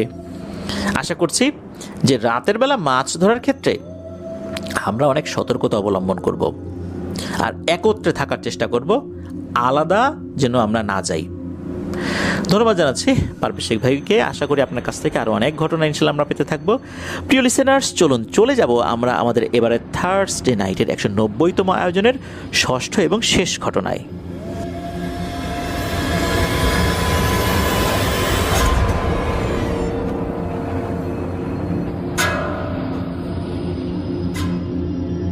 প্রিয় লিসেনার্স, আমরা কিন্তু আমাদের এবারে থার্সডে নাইটের 190তম এপিসোডের শেষ ঘটনায় চলে এসেছি। ঘটনাগুলো কেমন লাগছে তা জানিয়ে এই ভিডিওর কমেন্ট সেকশনে কমেন্ট করতে ভুলবেন না। এছাড়া আমাদের ফেসবুক পেজ আর গ্রুপ তো রয়েছেই, আফনান ধর ওয়ার্ল্ড নামের, সেখানে গিয়েও আপনারা আপনাদের মতামত কিন্তু জানাতে পারেন। আর এই ভিডিওর লাইক বাটন প্রেস করতে ভুলবেন না। ভিডিওর লিঙ্কটা বেশি বেশি করে শেয়ার করে দেবার অনুরোধ করছি। আপনাদের জানা বা আপনাদের সাথে ঘটে যাওয়া সত্য ভয়ের ঘটনাগুলো আমাদেরকে লিখে বা রেকর্ড করে afnanthorwalbd@gmail.com এই ইমেল অ্যাড্রেসে ইমেল করতে পারেন। ইমেল অ্যাড্রেসের স্পেলিংটা বলে দিচ্ছি, AFNANTHEHORRORWORLDBD afnanthorwalbd@gmail.com।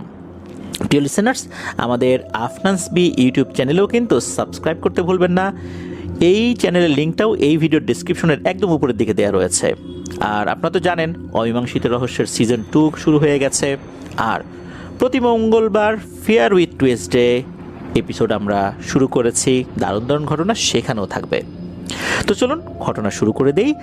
এই ঘটনাটি আমাদেরকে যিনি পাঠিয়েছেন ওনার নাম সিফাত জামান জিয়ন।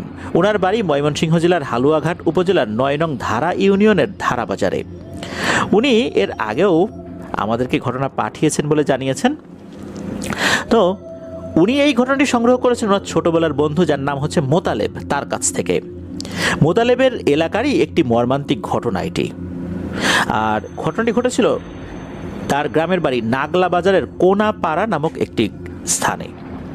আর ওই এলাকায় একটি ভিটা রয়েছে, স্থানীয়ভাবে এই ভিটাটা জওরা ভিটা নামে পরিচিত।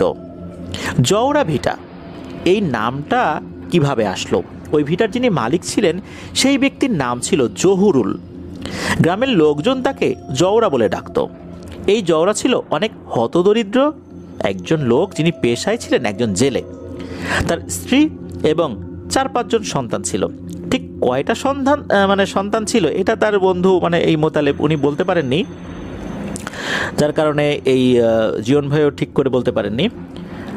ঘটনাটির সময়কাল 1975-76 সাল এরকম হতে পারে আর কি, মুক্তিযুদ্ধের পরে। ঘটনা যখন ঘটে আর কি, তখন মূলত ওই এলাকার অবস্থা তো এমন উন্নত ছিল না এখন যেমনটা আছে। আর মোতালেব সে যখন এই ঘটনাটি শুনেছে তখন সে ক্লাস 5-এ পড়তো, আর এখন সে অনার্সে পড়ে।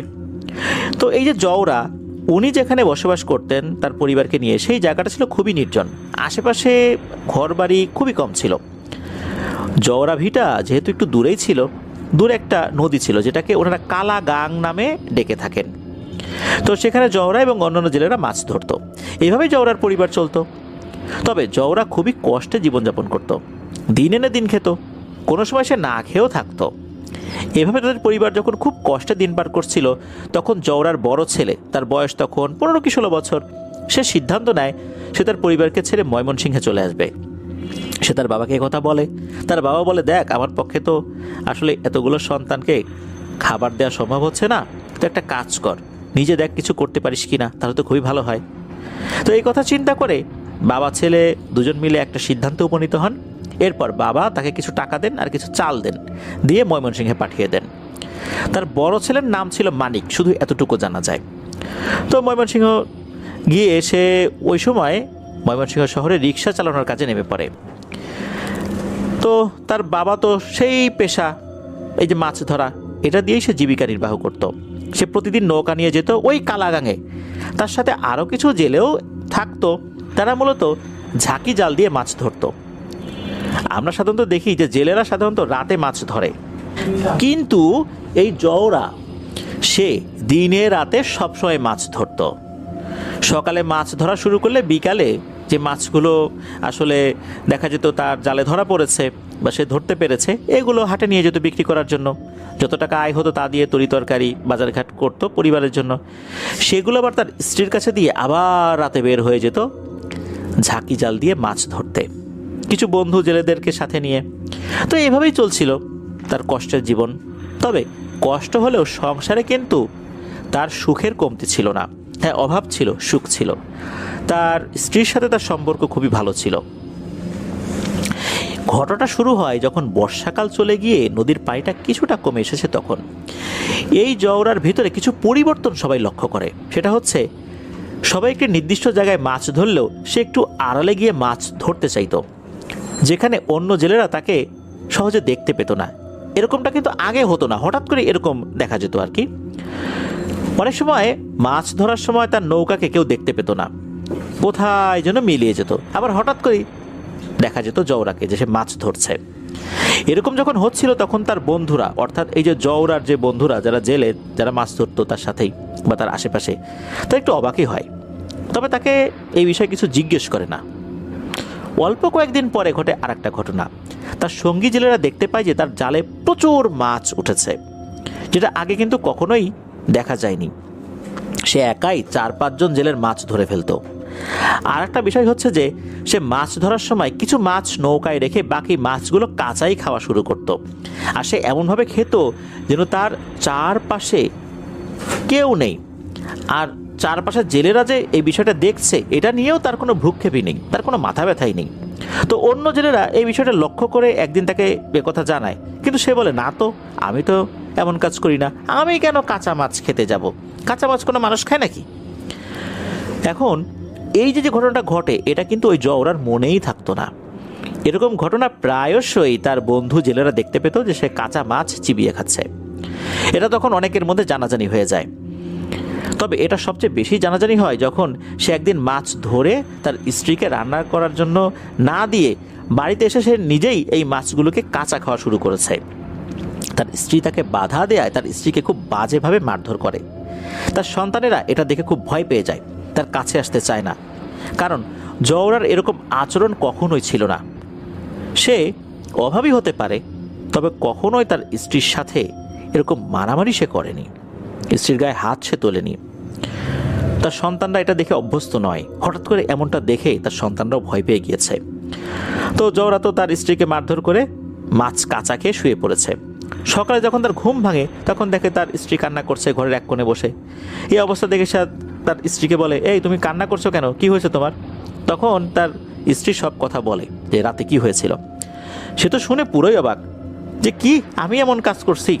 না না, আমি তো এমন কাজ করি নাই। একথা বলার পর তার স্ত্রী তার শরীরের আঘাতের চিহ্নগুলো দেখায় যে এই কারণেই আঘাতের চিহ্ন হয়েছে। সে নিজেই এটা দেখে ভয় পেয়ে যায় যে এরকম নিষ্ঠুর সে কীভাবে হলো। তখন তার স্ত্রী বলে, আমি কিছুটা বুঝতে পারছি, তুমি রাত বিরেতে মাছ ধরো, তো এই কারণে হয়তো বিশেষ কোনো কিছু নজর লেগেছে তোমার। আমি একজন হুজুরকে নিয়ে আসি। তো যে হুজুরকে নিয়ে আসা হয় উনি এমন বড় কোনো হুজুর ছিলেন না, এই হালকা পাতলা জিন ভূতের সমস্যা সমাধান করতেন, একটু তাবিজ কবজ দিতেন, পানি পড়া দিতেন, তেল পড়া দিতেন, এতটুকুই আর কি। তো উনি আসার পর একটা তাবিজ এই জওরার হাতে বেঁধে দেন, বলেন ইনশাল্লাহ সব ঠিক হয়ে যাবে। এরপর 2-3 দিন ভালোভাবে সব কিছু চলছিল। চতুর্থ দিন আবার সেই আগের মতোই এই জওরা কাঁচা মাছ খেতে শুরু করে। তার স্ত্রী নিষেধ করলে তাকে মারধর করে। পরদিন আবার সেই হুজুরকে ডেকে নিয়ে আসা হয়। হুজুর বলেন যে এই তাবিজে যদি নাপাকি লাগে তাহলে কিন্তু তাবিজের কার্যকারিতা নষ্ট হয়ে যায়। জওরা যেহেতু মাছ ধরে আর শরীরে ময়লা পানি লাগে, মাছের আঁশ লেগে যায়, এই কারণেই তাবিজের কার্যকারিতা নষ্ট হয়ে গেছে। তো এই সমস্যা তো আবার যখন দেখা দিল, হুজুর এবারও তাকে আরেকটি তাবিজ দেন, বলে দেন যে জওরাকে তার শরীর পবিত্র রাখতে হবে। কিন্তু সে যেহেতু জেলে আর এটার জন্যই তার সংসার চলে, এই জন্য তাকে তো আসলে এটা করতেই হবে, তার তো এটা না করার উপায় নাই। এখন কি আর করা, এখন মাছ ধরতে তাকে তো যেতেই হবে। আর মাছ ধরতে গেলে মাছের আঁশ, নোংরা পানি এটা তো লাগবেই। ঘরে বসে থাকতে তো চলবে না, খাবারও জুটবে না। হুজুরের আদেশ অমান্য করে সে আবার মাছ ধরতে চলে যায় কালাগাঙে।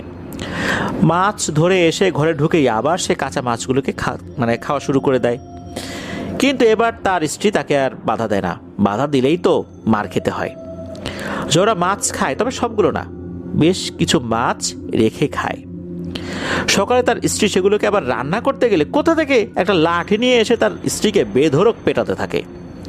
এমত অবস্থায় তার স্ত্রী যখন চিৎকার করতে থাকে, ওই রাস্তা দিয়ে যাওয়ার সময় কিছু লোক এই চিৎকার শুনে তার বাড়িতে এসে দেখে এই অবস্থা। তখন তার ছেলেকে খবর দেওয়া হয়। তার ছেলে ময়মনসিংহের কোথায় আছে এটা অবশ্য লোকজনের জানা ছিল, কোন এলাকা দিয়ে সে থাকে। তাকে খবর দিলে সে চলে আসে। তো সে যখন আসছে, তার তো আসতেও সময় লেগেছে। যখন সে এসেছে এর একদিন পর, এসে দেখে যে সেই একই অবস্থা। তার বাবা উঠান ধরে দৌড়াদৌড়ি করছে, একটা লাঠি নিয়ে তার মাকে ধাওয়া করছে। যখনই লাঠির নাগালে চলে আসে তার মা, তখন লাঠি দিয়ে আঘাত করে। বোঝা গেল যে আসলে ঘটনা সত্য, প্রতিদিনই এই বাড়িতে এই ধরনের ঘটনা ঘটছে। এদিকে তার ছেলে এসে এই দৃশ্য দেখে সে তো আর সহ্য করতে পারে না, তার মাকে এইভাবে মারছে। সে দ্রুত বাবাকে চেপে ধরে, কোনোভাবেই তাকে রাখা যায় না। সেও চিৎকার চেঁচামেচি করতে থাকে। ঘটনা তো দিনের বেলা, লোকজন আশপাশ থেকে চলে আসে। তো জওরার বাড়ির আশেপাশে ওইরকম ঘর বাড়ি না থাকলেও একদম যে ছিল না তা কিন্তু না। আর আশপাশ দিয়ে কিন্তু লোকজন হাঁটাচলা করতো, দিনের বেলা তো লোকজন চলে আসছে। দড়ি দিয়ে জওরাকে খুব শক্ত করে একটা গাছের সাথে বেঁধে রাখা হয়। জওরাও ওই দড়ি থেকে নিজেকে ছাড়ানোর জন্য আপ্রাণ চেষ্টা করতে থাকে। একটা সময় নাকি জওরা অজ্ঞান হয়ে যায়। তার যখন জ্ঞান ফেরে তখন বিকেলবেলা, তখন সে দেখে তার স্ত্রী, তার বড় ছেলে আর অন্য সন্তানেরা দাঁড়িয়ে কান্নাকাটি করছে। তখন জওরা বলে, এই মানিক, তুই কখন এলি? আর আমাকে দড়ি দিয়ে বেঁধে রেখেছিস কেন? আমার বাঁধন খুলে দেয়। তখন তার ছেলে দড়ির বাঁধন খুলে দেয়। জওরা মানিককে বলে, চল মাছ ধরতে যেতে হবে। ছোট ছেলেটাকে তো আর নিয়ে যেতে পারি না, তার ঠান্ডা লেগে যায় যদি, এই জন্য তোকেই নিয়ে যাই, চল। একথা বলে জওরা আর তার ছেলে মানিক কালাগাঙে যায় মাছ ধরতে। মাছ ধরতে ধরতে সন্ধ্যা হয়ে যায়, যার কারণে জওরা মানিককে বলে, তুই থাক, তুই মাছ ধরতে থাক, আমি মাছগুলোকে বাজারে বিক্রি করে আসি। তো সে বাজারে চলে যায় আর তার বড় ছেলে মানিক মাছ ধরতে থাকে। কারণ অন্য জেলেরা তো ছিলই, যারা জওরার বন্ধু বান্ধব ছিল, তার বয়সে এরকম তো অনেকে ছিল ওই সময়।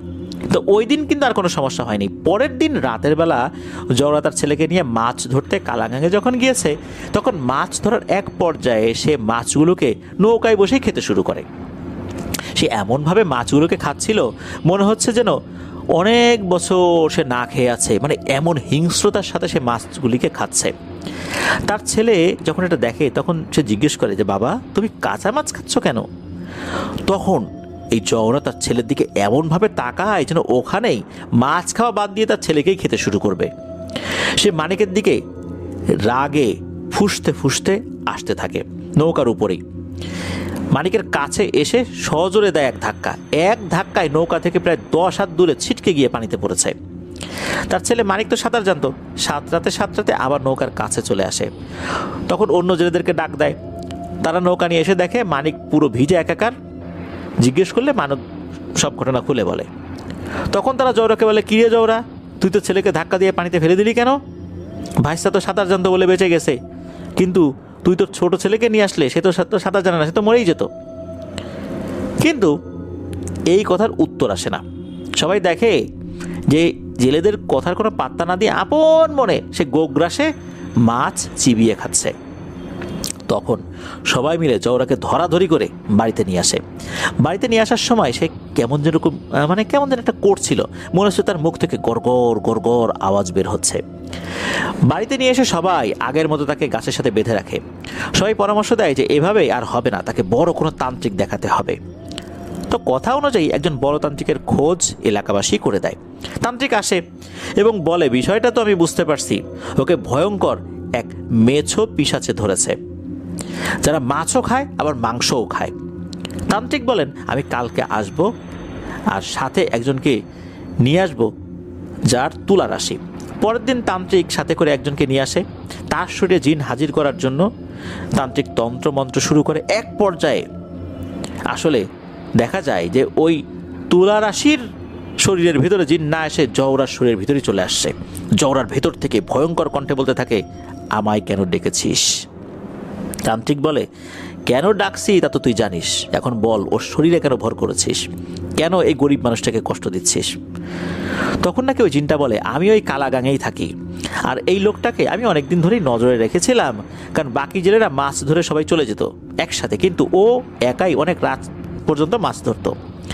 আমরা নিজে নিজে খুব একটা মাছ ধরে খেতে পারি না, তবে ওর শরীরে ভর করার কারণে এখন খুব সহজেই মাছ খেতে পারি। অনেক মাছ ধরে, আমরা ওকে মাছ ধরতে সাহায্য করি, আর এই সুযোগে মাছ আমি খেতে থাকি। আমি তো এর শরীর ছেড়ে যাবো না, যে মজা পাইছি মাছের, ওর শরীর ছেড়ে গেলে এত মাছ কিভাবে খেতে পারবো? তান্ত্রিক বলে, দেখ এই লোকটা অনেক গরিব, একে আর কষ্ট দিস না, বিনিময়ে যা চাস তোকে দেয়া হবে। কিন্তু ওই জিন তো কোনোভাবেই মানে না, তার একটাই কথা, আমি এর শরীর ছেড়ে যাব না। তান্ত্রিক যখন দেখে এ তো মানতে নারাজ, তখন তান্ত্রিক ওই তুলা রাশির উপরে আরও বেশি করে রুকিয়া করে এই জিনটাকে হাজির করার চেষ্টা করে। একটা পর্যায়ে তুলা রাশির উপরে ওই জিনটা হাজির হতে বাধ্য হয়, জওরার শরীর ছেড়ে দিয়ে ওই তুলা রাশির শরীরের ভিতরে ঢুকতে বাধ্য হয়। এরপর ইচ্ছে মতো পিটাতে থাকে ওই নির্দিষ্ট একটা পদ্ধতি ফলো করে, যন্ত্রণায় আর্তনাদ করতে থাকে, আর চারপাশের গাছপালা মনে হচ্ছে ভেঙে চুরে একাকার হয়ে যাচ্ছে, প্রচুর বাতাস বইতে শুরু করে। তবে এর মধ্যে মাঝে মাঝে তান্ত্রিকের চুল ধরে সে টানাটানি করার চেষ্টা করে। এমত অবস্থায় তান্ত্রিক নিজেও ভয় পেয়ে যায়, কিন্তু তারপরেও সে তার তন্ত্রক্রিয়া চালিয়ে যায়। এক পর্যায়ে ওই দুষ্ট জিনটা ছেড়ে যেতে রাজি হয়, কিন্তু এর বিনিময়ে সে কিছুই চায়নি। নর্মালি কিন্তু এর বিনিময়ে কিছু দিতে হয়, কিন্তু সে কিছুই চাইল না, এমনিতেই নাকি চলে যায়। তান্ত্রিক জওরা ভিটার অর্থাৎ জওরার যে বাড়ি, তার 3 জায়গায় বিশেষ এক ধরনের মাদুলি পুঁতে দিয়েছিল। এরপর জওরার হাতে, কোমরে, গলায় 3টা মাদুলি দিয়ে দিয়েছিল। আর এই মাদুলিগুলো এমনভাবে কবিরাজ বেঁধে দিয়েছিলেন যাতে করে সে মাছও ধরতে পারে, তেমন কোনো সমস্যা না হয়। তবে এটা খোলা যাবে না, ইচ্ছাকৃতভাবে নোংরা করা যাবে না। কবিরাজ আরও বলে দেন যে তোমরা সাবধানে থেকো, কারণ ওই জিনটা ক্ষিপ্ত হয়ে আছে, সুযোগ পেলেই তোমাদের ক্ষতি করবে। এই বলে তান্ত্রিক চলে যান। এরপর মোটামুটি মাসখানেক চলে যায়, কোনো সমস্যা হয় না। তার ছেলে মানিকও আবার ময়মনসিংহে চলে যায়। একদিন সকালবেলা ওখান দিয়ে বাজারের দিকে যাওয়ার পথে ওই জওরাভিটার পাশেই ছিল একটা বাঁশ বাগান। ওখানে কিছু লোক দেখতে পায় ভয়ঙ্কর এবং বিভৎস দৃশ্য। জওরা আর তার পুরো পরিবারকে নির্মমভাবে হত্যা করে বাঁশের আগায় তাদের মরদেহ ঝুলিয়ে রেখেছে। সে কি এক ভয়াবহ দৃশ্য! জওরার হাত, পা, মাথা শরীর থেকে বিচ্ছিন্ন, তার স্ত্রী সন্তানদের লাশও একই রকম অবস্থায় ঝুলিয়ে রাখা। বড় ছেলেকে খবর দেওয়া হয়, যেহেতু সে বেঁচে ছিল। সে আসে। পরিবারের এই অবস্থা দেখে কে আর নিজেকে সামলাতে পারে, সে কান্নাকাটি করতে থাকে। মৃতদেহগুলোকে ধর্মীয় রীতিনীতি অনুযায়ী কবর দেওয়া হয়। মানিকের যে কয়েকজন বন্ধু ছিল তারা ওই গ্রামের, তো তারা তো তাদের বাড়িতেই থাকে। তাদের কারো একজনের বাড়িতে জওরা রাত্রে ছিল, নিজের বাড়িতে থাকেনি। ওই রাতে, অর্থাৎ যেই রাতে আর কি সে তার এক বন্ধুর বাড়িতে ছিল, রাত আনুমানিক 3টার দিকে ওই বাড়ির বারান্দায় এসে তার বাবা মা ডাকতে থাকে, মানিক, এই মানিক। অর্থাৎ এই যে জওরা আর জওরার স্ত্রী, এই দুইজনের কণ্ঠে মানিককে ডাকছে, বলছে, মানিক, এই মানিক, দরজা খোল, আমরা এসেছি। এই ডাক কিন্তু তার বন্ধুও শুনেছিল। তার বন্ধু বলছে, খবরদার মানিক, দরজা খুলিস না। এভাবে অনেকবার ডাকাডাকি করে। ওই যে আমরা বলি না, 2বার ডাকে 3বার ডাকতে পারে না, তা কিন্তু না, অনেকবার ডাকাডাকি করেছে। মাঝে মাঝে বাড়ির ছাউনির উপরে ঢিল ছোড়ার আওয়াজও পাওয়া যায়। এভাবে কিন্তু সারা রাত চলতে থাকে। ফজর আজানের পর মানিক বাড়ি থেকে বের হয়ে কোথায় যেন চলে যায়, আর কেউ মানিককে কখনোই দেখেনি। একবার ওই গ্রামে বন্যা হয়। সেই বন্যাতে এই জওরার যে পরিবার, যেখানে কবর দেওয়া হয়েছিল, এই কবরের স্থানটা ভেঙে পানিতে হারিয়ে যায়। এরপর থেকে নাকি আরও ভয়ানক ঘটনা ঘটতে থাকে। তো এরপরে যেটা হয়েছে, তো জানা যায় যে এখনও এই ভিটা যেটা, অর্থাৎ জওরার যে ভিটাটা, এই ভিটার আশেপাশে তেমন কোনো ঘর বাড়ি নাই এই 2026 সালে এসেও। তবে জওরা ভিটার পাশে বেশ কিছু ক্ষেত রয়েছে, ফসলি ক্ষেত। তো এরকমই একটা ক্ষেত যেটার নাম বগাপোড়ার মাঠ নামে পরিচিত। ওখানে গিয়ে যে কাউকে বললেই নাকি হবে যে বগাপোড়ার মাঠ কোনটা, তারা বলে দেবে। ওই বগাপোড়ার মাঠটা কিন্তু ওই কালাগাঙের একদম সাথেই। ওই মাঠে আগে ছোট ছেলেরা ফুটবল খেলতো। তো একদিন, কোন একটা দিন আর কি, দুপুরের দিকে খেলতে যায় ছেলেপেলেরা ওই বগাপোড়ার মাঠে। খেলতে খেলতে প্রায় সন্ধ্যা হয়ে যায়। অনেক সময় খেলতে খেলতে আসলে চলে গেছে। কীভাবে যে এত সময় চলে গেছে তারা তো বুঝতেও পারে না। তো আমাদেরকে যিনি ঘটনা পাঠিয়েছেন, জীবন ভাই, উনি নিজেও ফুটবল খেলতে বেশ পছন্দ করেন। উনিও খেলতে যান বিকেলবেলা। কিছুক্ষণ খেলার পরই দেখেন সন্ধ্যা হয়ে গেছে। তো ওই বাচ্চারা যারা খেলতে আসছে, খেলার সময় কেউ হয়তো বা খুব জোরে লাথি মেরেছিল ওই বলটাতে। ওই বলটা ওই কালা গাঙে গিয়ে পড়ে। বল তো আনতে হবে, না হলে তো কালকে তারা আর খেলতে পারবে না। তাদের মধ্যে দুজন ছেলে প্রথমে যায় বল আনার জন্য। তো দুজনের নাম জানা যায় না, তবে আমরা একটা ছদ্মনাম দিচ্ছি। একজনের নাম রিয়াদ, আর একজনের নাম ফয়সাল। তো রিয়াদ ফয়সালকে বলল যে চল, কে আগে বল ধরতে পারে দেখি তো। এই বলে দুজনেই একসাথে লাফ দিয়ে সাঁতরে বল ধরার চেষ্টা করে। তারা দুজন একে অপরকে হারানোর চেষ্টা করছিল যে কে আগে বলটা আনবে। এখানে একটা বিষয় বলে রাখা ভালো, ভারী জিনিস পানিতে পড়লে একটা বড় ঢেউ ওঠে, আর সেই ঢেউয়ে পানিতে থাকা ভাসমান জিনিসগুলো কিন্তু আরও দূরে সরে চলে যায়। তো তারা যখন লাফ দিয়েছিল, বলটা তো তাদের থেকে আরেকটু দূরে চলে গিয়েছে, আর খুব জোরে যেহেতু তারা সাঁতার দিচ্ছিল, ফলে বলটা আস্তে আস্তে করে আরও দূরে সরে যাচ্ছিল। এগুলো পানির উপরে থাকা ছেলেরা কিন্তু সবই দেখছিল। বলটা যেতে যেতে পানি যেখানে গভীর সেখানে তারা চলে যায়, এবং এই কালাগাঙের একদম কিনারে নাকি একটা বট গাছ ছিল। সবাই বলতো ওই বট গাছটা নাকি খুবই ভয়ঙ্কর। রাতে যারা মাছ ধরতো, অনেক জেলেই নাকি অনেক ভয়ঙ্কর অভিজ্ঞতার সম্মুখীন হয়েছিল ওই জায়গাটাতে। ঠিক ওইখানে আবার বলটা কোনো ঢেউ বা বাতাস ছাড়াই নাকি চলে আসে। এখন ওই ছেলে দুটো জানতো যে এই জায়গাটা ভালো না। তখন ফয়সাল বলল, আরে রিয়াদ, ওখানে যাস না, ওই জায়গাটা খুব ভয়ঙ্কর। এদিকে সন্ধ্যা হয়ে যাচ্ছে, চল আমরা ফেরত যাই, কাল সকালে এসে না হয় বলটাকে আমরা উদ্ধার করব। কিন্তু রিয়াদ বলল, ধুর পাগল, কিচ্ছু হবে না, তুই আয় আমার সাথে।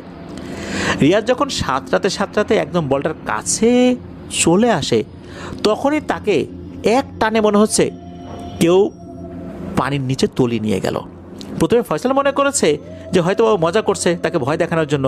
কিন্তু বেশ খানিকটা সময় চলে যাওয়ায় সে দেখলো যে রিয়াদ তো আর ওঠে না, আর এতক্ষণ দম ধরে রাখা কিন্তু কারোর পক্ষে সম্ভব না। তখন ফয়সাল ভয় পেয়ে যায়।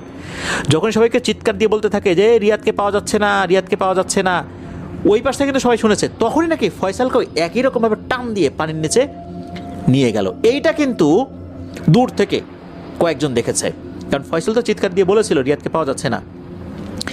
এই অবস্থা দেখে আরও 6 জন নামে তাদের খুঁজতে। তারপর একে একে সবাই পানিতে এভাবে হারিয়ে যায়। মানে যে 6 জন পরবর্তীতে নদীতে নেমেছিল, তাদের সাথেও নাকি একই ঘটনা ঘটে। এই 6 জনকেও একই রকমভাবে হ্যাঁচকা টানে পানিতে নিয়ে গিয়েছিল। এখন ডাঙায় যারা ছিল তারা তো ভয়ে এক একজন দৌড় দিয়েছে এক এক দিকে। এলাকার বয়স্ক ব্যক্তিদেরকে এই বিষয়টা জানানো হলে তারা ভালো ডুব দিতে পারে এমন কয়েকজন লোক নিয়ে এসে নদীতে ডুব দিয়ে খোঁজাতে থাকে আর কি। তারাও খুঁজতে থাকে, জালও ফেলা হয়, তবে কাউকে খুঁজে পাওয়া যাচ্ছিল না। এই ঘটনার পর সবাই তো খুব আতঙ্কিত। এই জায়গায় সবাই মাছ ধরে তাদের জীবিকা নির্বাহ করে, আর এই জায়গায় এসব কি ভয়ঙ্কর কাণ্ড শুরু হলো। এরপর তো ওখানে কেউই আর খেলতে যায় না ভয়ে। এরপর শুরু হয় আর একটা ঝামেলা। যেই মাঝিরা রাতে মাছ ধরতো তারা প্রায় শুনতে পেত কালাগাঙের কিনারের ওপাশে যেই বেশ জঙ্গলের মতো জায়গাটা ছিল, ওখান থেকে বিভিন্ন রকমের কান্নার আওয়াজ শোনা যেত। কখনো শোনা যেত কোন একটা মেয়ে মনে হয় খুব কষ্ট নিয়ে কান্নাকাটি করছে, আবার কখনো অনেক ছেলে একসাথে কান্নাকাটি করছে, এমনটা শোনা যেত। তো কান্না করতে করতে নাকি হঠাৎ করে বিশ্রীভাবে হাসাহাসি শুরু করে দিত। আর হাসিটাও খুব অদ্ভুত। কাক যদি হাসে কেমন লাগবে, মনে হতো কাক আর মানুষ একসাথে হাসতো। কোনো কোনো মাঝি তো আবার সাদা কাপড় পরা এক মহিলাকেও নাকি দেখতে পেত ওই বটগাছটার ওখানে, যে সে দাঁড়িয়ে আছে আর মাঝিদের হাত দিয়ে ইশারা করে তার কাছে ডাকছে। কিন্তু কোনো মাঝি বা জেলেই ভয়ে ওদিকে যেতে চাইতো না। তো এটা কিন্তু তারা দেখতো। অনেক মানুষ তো সচেতন হয়ে গিয়েছিল, কারণ যারাই এর আগে কান্নার আওয়াজ শুনে গিয়েছিল তারা কেউই আর ফেরত আসেনি। এবার বলি ওই ছেলেদের কি হলো যারা ডুবে গিয়েছিল। ওই ছেলেদের লাশ ভেসে ওঠে ঠিকই, কিন্তু আশ্চর্যের বিষয় কালাগাঙে তাদের ডুবতে দেখেছিল সবাই, তাহলে ডোবার পরে তাদের লাশ ভেসে উঠলো কিভাবে? ডোবার পর আসলে ওই ডোবার পারে মূলত ভেসে উঠেছিল আর কি। তো ডোবার পার হলো নামাপাড়া হয়ে, ডোবার পার হয়ে কালাগাঙে যাতায়াতের একটা পথ। এই পথটা ছিল ওই সময়, এমনটাই জানিয়েছেন মোতালেব। তো ওই ছেলেদের লাশের অবস্থাও খুবই ভয়ঙ্কর ছিল। সব কয়টা ছেলের মনে হচ্ছে এক একটার মাথা নাই, অন্য জায়গায় পড়ে আছে, মানে দেহ এক জায়গায়, মাথা আর এক জায়গায়। আর এমন দুর্গন্ধ ছড়িয়েছে, আশেপাশে কেউ আর যেতে পারছে না। তখন কোনো মতে লাশগুলোকে নিয়ে গ্রামবাসী দাফন করে দেয়। এরপর যারাই মাছ ধরতে যেত কালাগাঙে, প্রচণ্ড দুর্গন্ধের কারণে কেউ আর মাছ ধরতে পারতো না। বলতে গেলে মাছ ধরার একদম অনুপযোগী হয়ে যায় ওই জায়গাটা। এই যে আমরা বললাম যে ডোবার পার কিন্তু কালাগাং থেকে অন্য সাইডে, ওখানে কিন্তু লাশ ভেসে ওঠার কথা নয়। তো এই জায়গাটা এরপরে নিষেধ করে দেওয়া হয় যে কেউ আর এখানে মাছ ধরতে পারবে না, যার ফলে দীর্ঘদিন সেখানে কেউ আর যায়নি। এই বিষয়টা নিয়ে কিন্তু অনেক কথাবার্তা মানুষজন বলতো। এখন তো নাগলা বাজারেই মানুষ বাজার সদাই করে, কিন্তু আগে ছিল 22 শামুল বাজার। ওখানে চায়ের দোকানে বসে অনেকেই এই বিষয়টা নিয়ে আলোচনা করেন এবং তারাই এই সিদ্ধান্তটা মূলত নিয়েছিলেন। তো এরপর তো অনেকদিন কেটে যায়, পরিস্থিতি স্বাভাবিক হয়ে যায়, মানে ওই রকম অস্বাভাবিক ঘটনা শোনা যায় না। সবাই ভাবছে সব কিছু এখন ঠিকঠাকই আছে, এখন মাছ ধরা যেতে পারে। আর ওই সময় মাছ ধরার সময়ও চলে এসেছিল, মানে শীতের আগে আগে কিন্তু মাছ ধরার একটা ইয়ে শুরু হয়ে যায় আর কি, মানে একটা ধুম পড়ার একটা সময় চলে আসে আর কি, শীতের ঠিক আগে আগে। আর শীতের সময় তারও বেশি পড়ে যায় আর কি এরকম মাছ ধরার ধুম। তো যারা মাছ ধরে তাদের জন্য মাছ ধরার এই সময়টা কিন্তু একটা উৎসবের মতো। তো ওই সময় কি করেছে, এই ডোবার পাড় দিয়ে নৌকা বের হয়েছে, ডোবার পাড় দিয়ে নামাপাড়া দিয়ে বের হয়েছে 4-5টা নৌকা মাছ ধরার জন্য। এক একটা নৌকায় 2-3 জন করে ছিল। এখন আমরা চিন্তা করতে পারি যে তাদের তো মাছ ধরতে নিষেধ করে দেওয়া হয়েছিল, তবু তারা কেন এলো? আসলে ওরা সব নিয়ম মেনেই এখানে এসেছিল, অর্থাৎ তারা জানে যে এখানে মাছ ধরা নিষেধ, নিয়ম জেনে তারা এখানে আসছে। এরপর তারা চিন্তা করেছে যে দূর এগুলো তার কী হবে, এতদিন কিছু হয় নাই, এই জন্য তারা ওই সমস্ত জিনিস খুব একটা পাত্তা দেয়নি। নিষেধ করছে তাতে কী হয়েছে, এটা তো সরকারিভাবে নিষিদ্ধ না, লোকজন নিষেধ করছে। তো তারা তাদের মতো করে নৌকা নিয়ে বের হয়ে গেছে। আর তা তো আর একা যায়নি, কয়েকজনকে তো সাথে নিয়ে গেছে। তো তারা মাছ ধরা শুরু করে দিয়েছে। একজন জাল ফেলে, আরেকজন জাল তোলে, আরেকজন নৌকা চালায়, এইভাবে চলছে মাছ ধরা। যে নৌকা চালায় তাকে প্রথমে ধাক্কা লাগায় ওই পিশাচটা। তো ওই শয়তানের তো আর কেউ নাম জানে না, সবাই বলে ওইটা পিশাচ। তো এই যে ব্যাপারটা অদ্ভুত বিষয় হচ্ছে, ওই পিশাচটাকে নাকি অনেকে দেখতো। পিশাচটা বলতো এদিকে আয়, দেখ এদিকে বড় বড় মাছ আছে, এরকম নাকি ডাকতো। এখন ওই পিশাচটা তো তাদের ডাকে, অন্য দিক দিয়ে ডাকে, অন্যভাবে ডাকে। তো লোকজন তো বুঝতে পারে যে এটা আসলে এই পিশাচের কারসাজি। কিন্তু আরও একটা ব্যাপার হলো, সবাই কিন্তু পিশাচকে একই রূপে দেখতো না। কেউ পিশাচ রূপে দেখতো যারা একটু দোয়া কালাম পড়ে গেছে, কিন্তু অনেকেই দেখতো যে কোনো একটা জেলে বা তাদের পরিচিত কেউ ডাকছে। তখন তারা কিন্তু কনফিউজড হয়ে যেত, যেদিকে যাবো কি যাব না, গেলে যদি বিপদ হয়। বিশেষ করে কালাগাঙের দিকে ডাকতো আর কি। তখন নাকি একজন মাঝি, মানে যিনি নৌকা চালাচ্ছিল, সে বলে, আরে চল, কিছু হবে না। আর আগের মতো এখন কি আর কিছু আছে নাকি রে, আমরা আছি 3 জন, কি হবে? তখন এদের একজন বলে যে আরে যাওয়াটা ঠিক হবে না। এরকম কথা বলতে বলতে তারা কিন্তু রওনা দিয়েছে ওই দিকে। এদিকে তারা ওই দিকটাতে গিয়ে যখন মাছ ধরতে শুরু করেছে, জাল ফেলেছে, তখন মনে হলো জাল নিচে আটকে গেছে। এটাও মনে হচ্ছে নিচে কোনো বড় মাছ ওই জালে আটকেছে, কিন্তু জালটা তোলা যাচ্ছে না। তো এরকম যখন তারা চিন্তা করছে, এর মধ্যে ঘটে আর একটা ঘটনা। ওই যে যিনি নৌকা চালাচ্ছিল, যে মাঝি, সে দেখতে পায় যে এই নৌকার উপরে থাকা অন্য যে 2 জন আছে তারা অদৃশ্য কারোর সাথে কথা বলছে। আর নৌকাটা আস্তে আস্তে এই জওড়া ভিটার দিকে যাচ্ছে। সে কিন্তু তখনই বুঝতে পারে এখানে অশুভ কোনো কিছু ভর করেছে। সে দোয়া কালাম পড়তে থাকে। সে জিন ভূতে বিশ্বাস করে, যেহেতু সে কিন্তু এই বিষয়টা বুঝতে পেরেছিল। এদিকে হয় কি, নৌকাটা থামানো যাচ্ছে না, নৌকাটা একটা সময় পাড়ে চলে আসে। আর ওই 2 জন নেমে ওই জওড়া ভিটার দিকে হাঁটতে থাকে। হাঁটতে হাঁটতে ওরা জওড়া ভিটাই চলে যায়। ওদেরকে এমনভাবে মায়াজালে আবদ্ধ করে ওই পিশাচটা যে ওরা 2 জন কিন্তু জওড়া ভিটায় চলে যায়। তো নিয়ে গিয়ে কি করলো, একটা আর একটার সাথে লড়াই লেগে গেছে। মানে 2 জন একে অপরকে বেধড়ক মারছে, একে অপরের গলায় কামড় দিয়ে রক্ত বের করে খাচ্ছে, একে অপরকে ছুঁড়ে গাছের আগায় তুলে, মানে গাছের আগায় নিয়ে গিয়ে ছুঁড়ে তুলে ফেলছে আর কি। এরকম একটা অবস্থা। একজন আরেকজন রক্ত খেতে শুরু করেছে, শরীরের মাংস খেতে শুরু করেছে। মানে একদম জম্বি অবস্থা, জম্বি মুভির মতো আর কি। মাংস খাওয়ার পরে আবার গাছের আগায় ওঠে, আবার নামে, কখনো বিড়াল হয়ে যায়। মানে মানুষ কিভাবে এরকম হয়ে যায়, অদ্ভুত একটা ব্যাপার। একটা পর্যায়ে দেখা গেল যে এরা এখন শান্ত হয়ে গেছে। ভিন্ন একটা অশরীরী এখানে চলে এসেছে। এই অশরীরী কখনো কাক হয়, কখনো শেয়াল হয়, শেয়াল হয়ে শরীরে ঠুকরে ঠুকরে মাংস খাচ্ছে এই 2 জনের। ওই যে জেলেটা, সে তো দূর থেকে এটা দেখছে। সে একটা শব্দও করে নাই। যদি শুধু শব্দ করতো তাহলে হয়তো বা সেও বিপদে পড়তো। তাকে কিন্তু প্রথমে নাকি ওই পিশাচটা দেখেনি, কিন্তু পিশাচটা এবার হয়তো বুঝতে পেরেছিল কেউ তাকে আড়াল থেকে দেখছে। তো এই যে ব্যাপারটা হচ্ছে, এটা কিন্তু ওই যে মাঝি, সে দেখছে, দীর্ঘ একটা সময় নিয়ে সে দেখছে, কিন্তু মনে হচ্ছিল সে ওখান থেকে নড়তেই পারছে না। হঠাৎ করে এই মাঝি ফিল করে যে কোনো একটা তার কাটা দিয়ে তার পিঠে কেউ আঘাত করছে। আমরা অনেকে তার কাটা দেখেছি। এই তার কাটা দিয়ে যদি কাউকে আঘাত করা হয় কি অবস্থা হবে। তো মাঝি ফিল করে তার কাটা দিয়ে কেউ তার পিঠে আঘাত করছে। তখন তো মাঝির শরীর একটু শক্তি ফেরত আসে। সে দ্রুত নৌকা বাইতে শুরু করে, কিন্তু তার নৌকা মনে হচ্ছে সামনের দিকে আর আগায় না। নৌকাটাকে কেউ পেছন থেকে টেনে ধরে রেখেছে। সে কি দোয়া দুরুদ পড়বে তার তো মনে কিছুই আসছে না। ভয়ে সে সব কিছু উল্টে পাল্টে ফেলছে। এমত অবস্থা সে অজ্ঞান হয়ে যায়।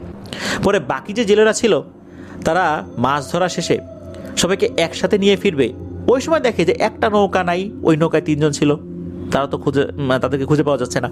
তখন তারা একটু সামনে এগিয়ে দেখে যে একটা নৌকা ভাসছে, ওই নৌকার উপরে জেলে অজ্ঞান হয়ে আছে, আর বাকি 2 জনের কোনো দেখা নেই। তখন ওই নৌকা সমেত ওই জেলেকে নিয়ে আসা হয়। যখন তার জ্ঞান ফেরে তখন তিনি সব ঘটনা সবাইকে খুলে বলেন। তখন সবাই মিলে ওই জওড়া ভিটায় গিয়ে ওই 2 জনের ক্ষত বিক্ষত লাশ যে পাবে এরকমটাই তো আশা করেছিল, কিন্তু না, তাদের ডেড বডিও কোথাও খুঁজে পাওয়া যায়নি। আর যে বেঁচে গিয়েছিল সেও একদিন রাতে নাকি জল বিয়োগ করার জন্য বাইরে বের হয়েছিল, কিন্তু অনেকক্ষণ হয়ে যাওয়ার পরও সে ঘরে আসছিল না। তখন তার স্ত্রী বাইরে বেরিয়ে দেখেন তার স্বামী মৃত অবস্থায় পড়ে আছে। সে কিভাবে মারা গেল, তার তো কোনো অসুখ বিসুখ ছিল না, আর সে তো বৃদ্ধও ছিল না। সবাই ধরে নেয় ওই পিশাচটাই তাকে হত্যা করেছিল। এবার আসি আর একটা ঘটনায়। তখন বন্যা চলে গেছে, খেতে মানুষজন ধান লাগাচ্ছে। তখন কিন্তু ধান চুরি হতো, মানে বন্যার কারণে তো ধান চাষ করা যায়নি, যার ফলে ভাতের সংকট ছিল। সব জায়গায় না, তবে ওখানে ছিল আর কি, যেহেতু ওখানে বন্যার প্রকোপটা একটু বেশি হয়েছিল। তো এক রাতের কথা, তখন খেতে পানি দিতে হবে। তখন কিন্তু এখনকার মতো আধুনিক সেচ পাম্প ছিল না। একটা ছোট পাম্পের মতো ছিল, যেটা একজনও অনায়াসে নিয়ে যেতে পারত। মানে একটু শক্ত সামর্থ্য লোক থাকলে অনায়াসেই এটাকে এক জায়গা থেকে আরেক জায়গায় নিয়ে যেতে পারত। এই পাম্পটা আসলে কেমন ছিল এটা জীবন ভাই নিজেও দেখেননি বলে জানিয়েছেন। তো এরকম একটা সেচ পাম্প, এক ব্যক্তি সে তার 16-17 বছরের একটা ছেলেকে সাথে নিয়ে নিজ খেতে গিয়েছেন, মানে যেখানে উনি চাষবাস করবেন পানি দেওয়ার জন্য। সাথে নাকি একটা দড়িও লাগতো, ওই মেশিনটাকে নাকি শক্ত করে ধরে রাখতে হতো এই জন্য।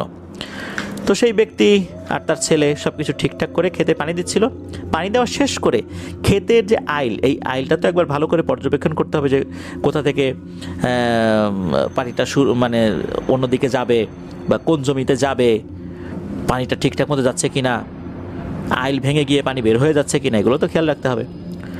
তখন সে তার ওই মেশিনটা তার ছেলেকে দিয়ে বলে যে তুই চলে যা, আমার আরও কিছু কাজ বাকি আছে, আমার একটু দেরি হবে। তো উনি যখন ক্ষেতের আইল দেখছিলেন যে কোথা থেকে পানি বেরিয়ে যাচ্ছে কিনা, এমন সময় উনি দেখতে পান তার ক্ষেতের ওপাশে একটি পরিবার দাঁড়িয়ে আছে, মানে একজন পুরুষ ও একজন মহিলা, তা আর 4 জন লোক দাঁড়িয়ে আছে। দেখে মনে হচ্ছে তাদের সন্তান। এটা কিন্তু দূর থেকে ওই লোকের ছেলেও দেখতে পায় যে তার বাবা তখন ওখানে দাঁড়িয়ে থাকা ব্যক্তিদেরকে উদ্দেশ্য করে কিছু বলছে।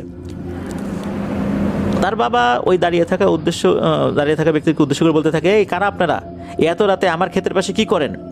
কিন্তু ওপাশ থেকে কোনো উত্তর আসে না। এখন উনি মনে করছেন এরা হয়তো বা ধান চোর। তিনি তো খুবই গালিগালাজ করে চিৎকার চেঁচামেচি করতে থাকেন। তখন নাকি ওই দাঁড়িয়ে থাকা ছায়াগুলো উল্টো পথে হাঁটতে শুরু করে। ক্ষেতের মালিকও তাদের পিছন পিছন ধাওয়া করতে থাকেন। এদিকে তার ছেলে তো বাড়িতে চলে আসে, রাত 1টা বেজে যায়, তার বাবার বাড়িতে ফেরত আসে না। তার মা বলে, কি রে তোর বাবার তো দেরি হচ্ছে কেন? ছেলে বলে, এমনটা তো আর কথা না।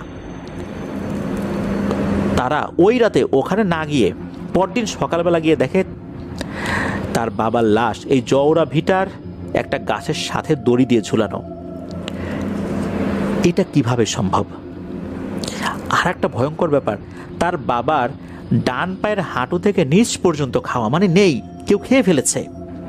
আর শরীরটা ফ্যাকাশে হয়ে গেছে, মনে হচ্ছে শরীরে কোনো রক্তই নেই, একদম শুকিয়ে গিয়েছে।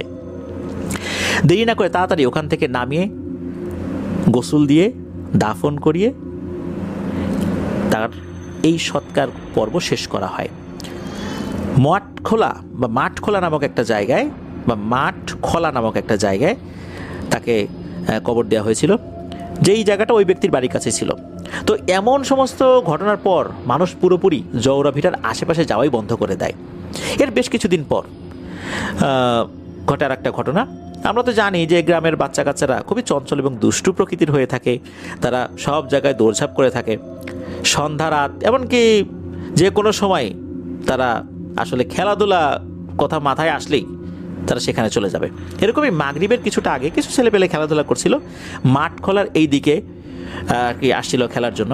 তো একটা ছেলে ভুল করে ওই ক্ষেতের মালিকের কবরে পা দিয়ে ফেলে, আর সাথে সাথে তার পা নাকি হাঁটু থেকে বাদ হয়ে যায়। ছেলেটি নাকি ওখানেই মারা গিয়েছিল ছটফট করতে করতে। ওই ছেলেকেও নাকি ওখানেই দাফন করা হয়।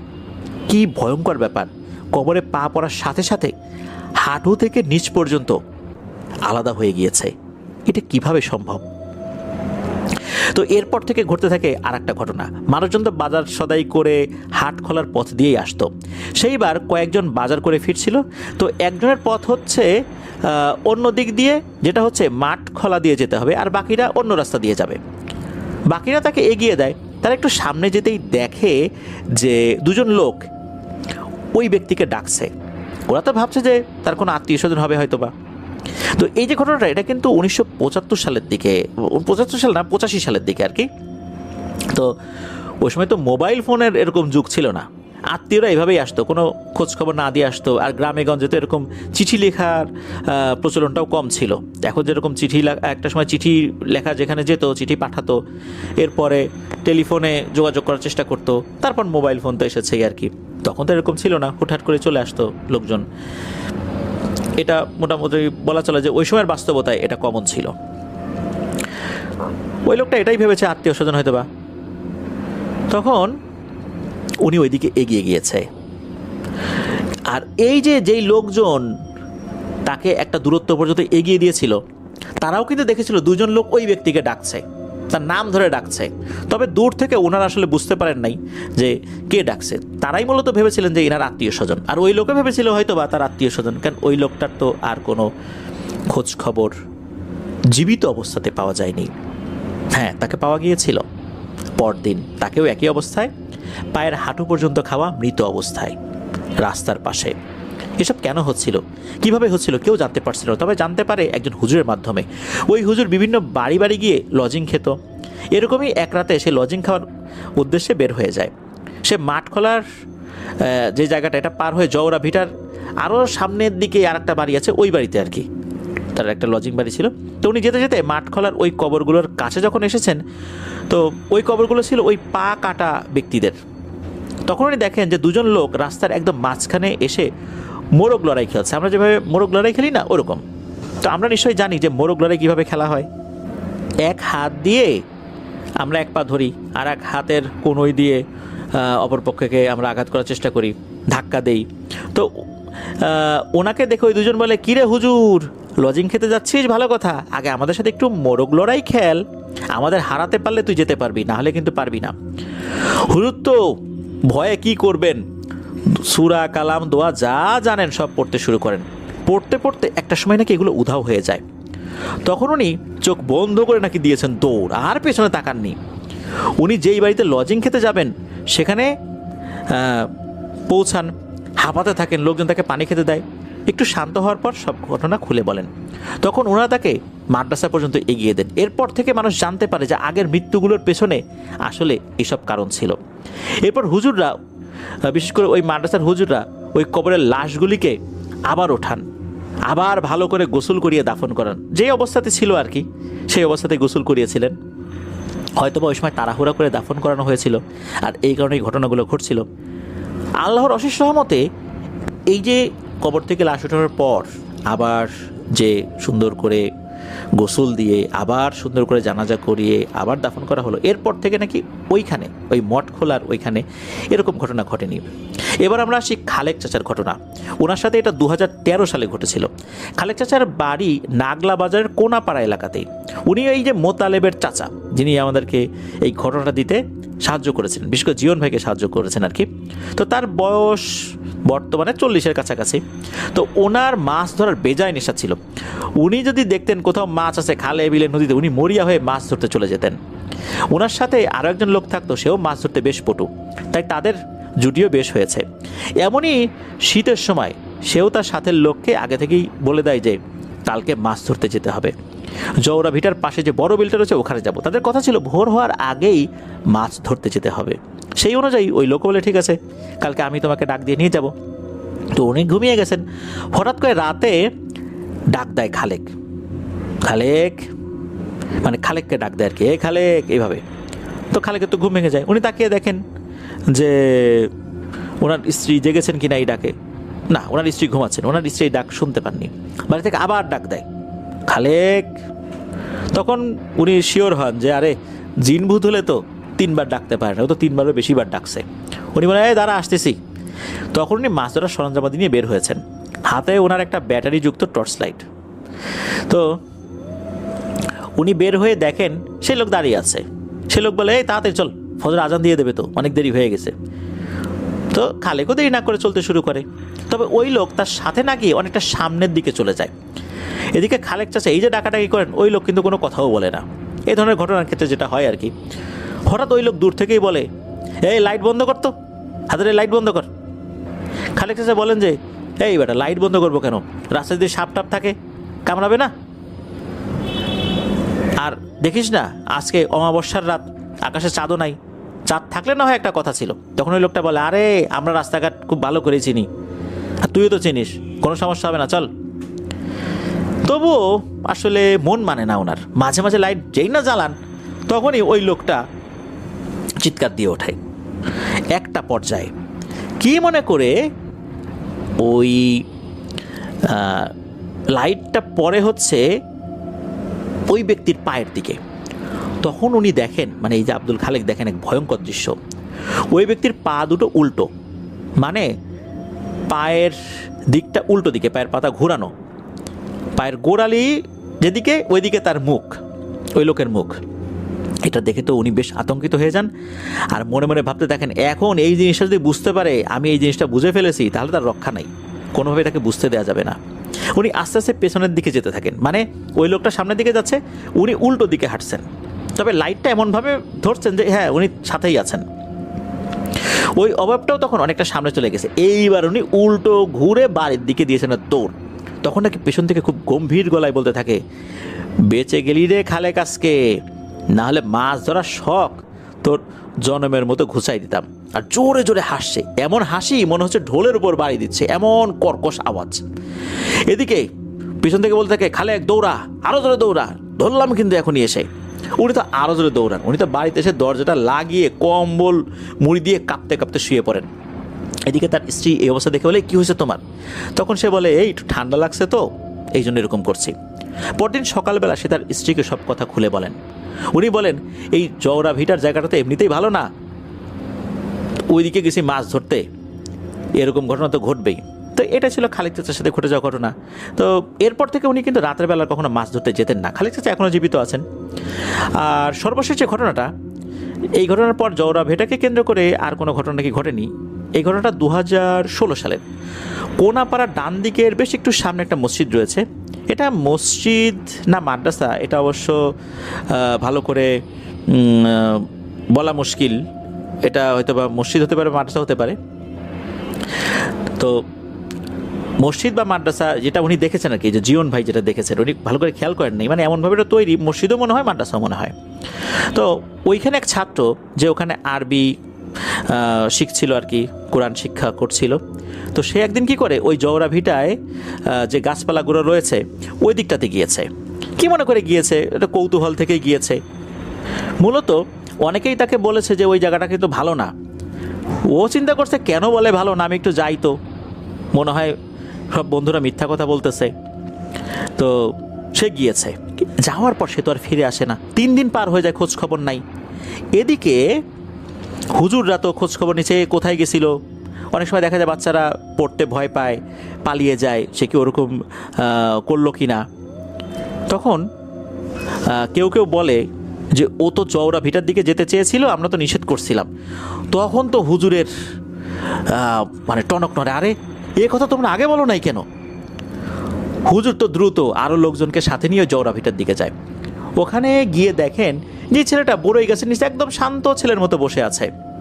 এই 3টা দিন হয়ে গেল, তার কোনো খোঁজ খবর নাই, ওখানে একদম শান্তভাবে বসে আছে।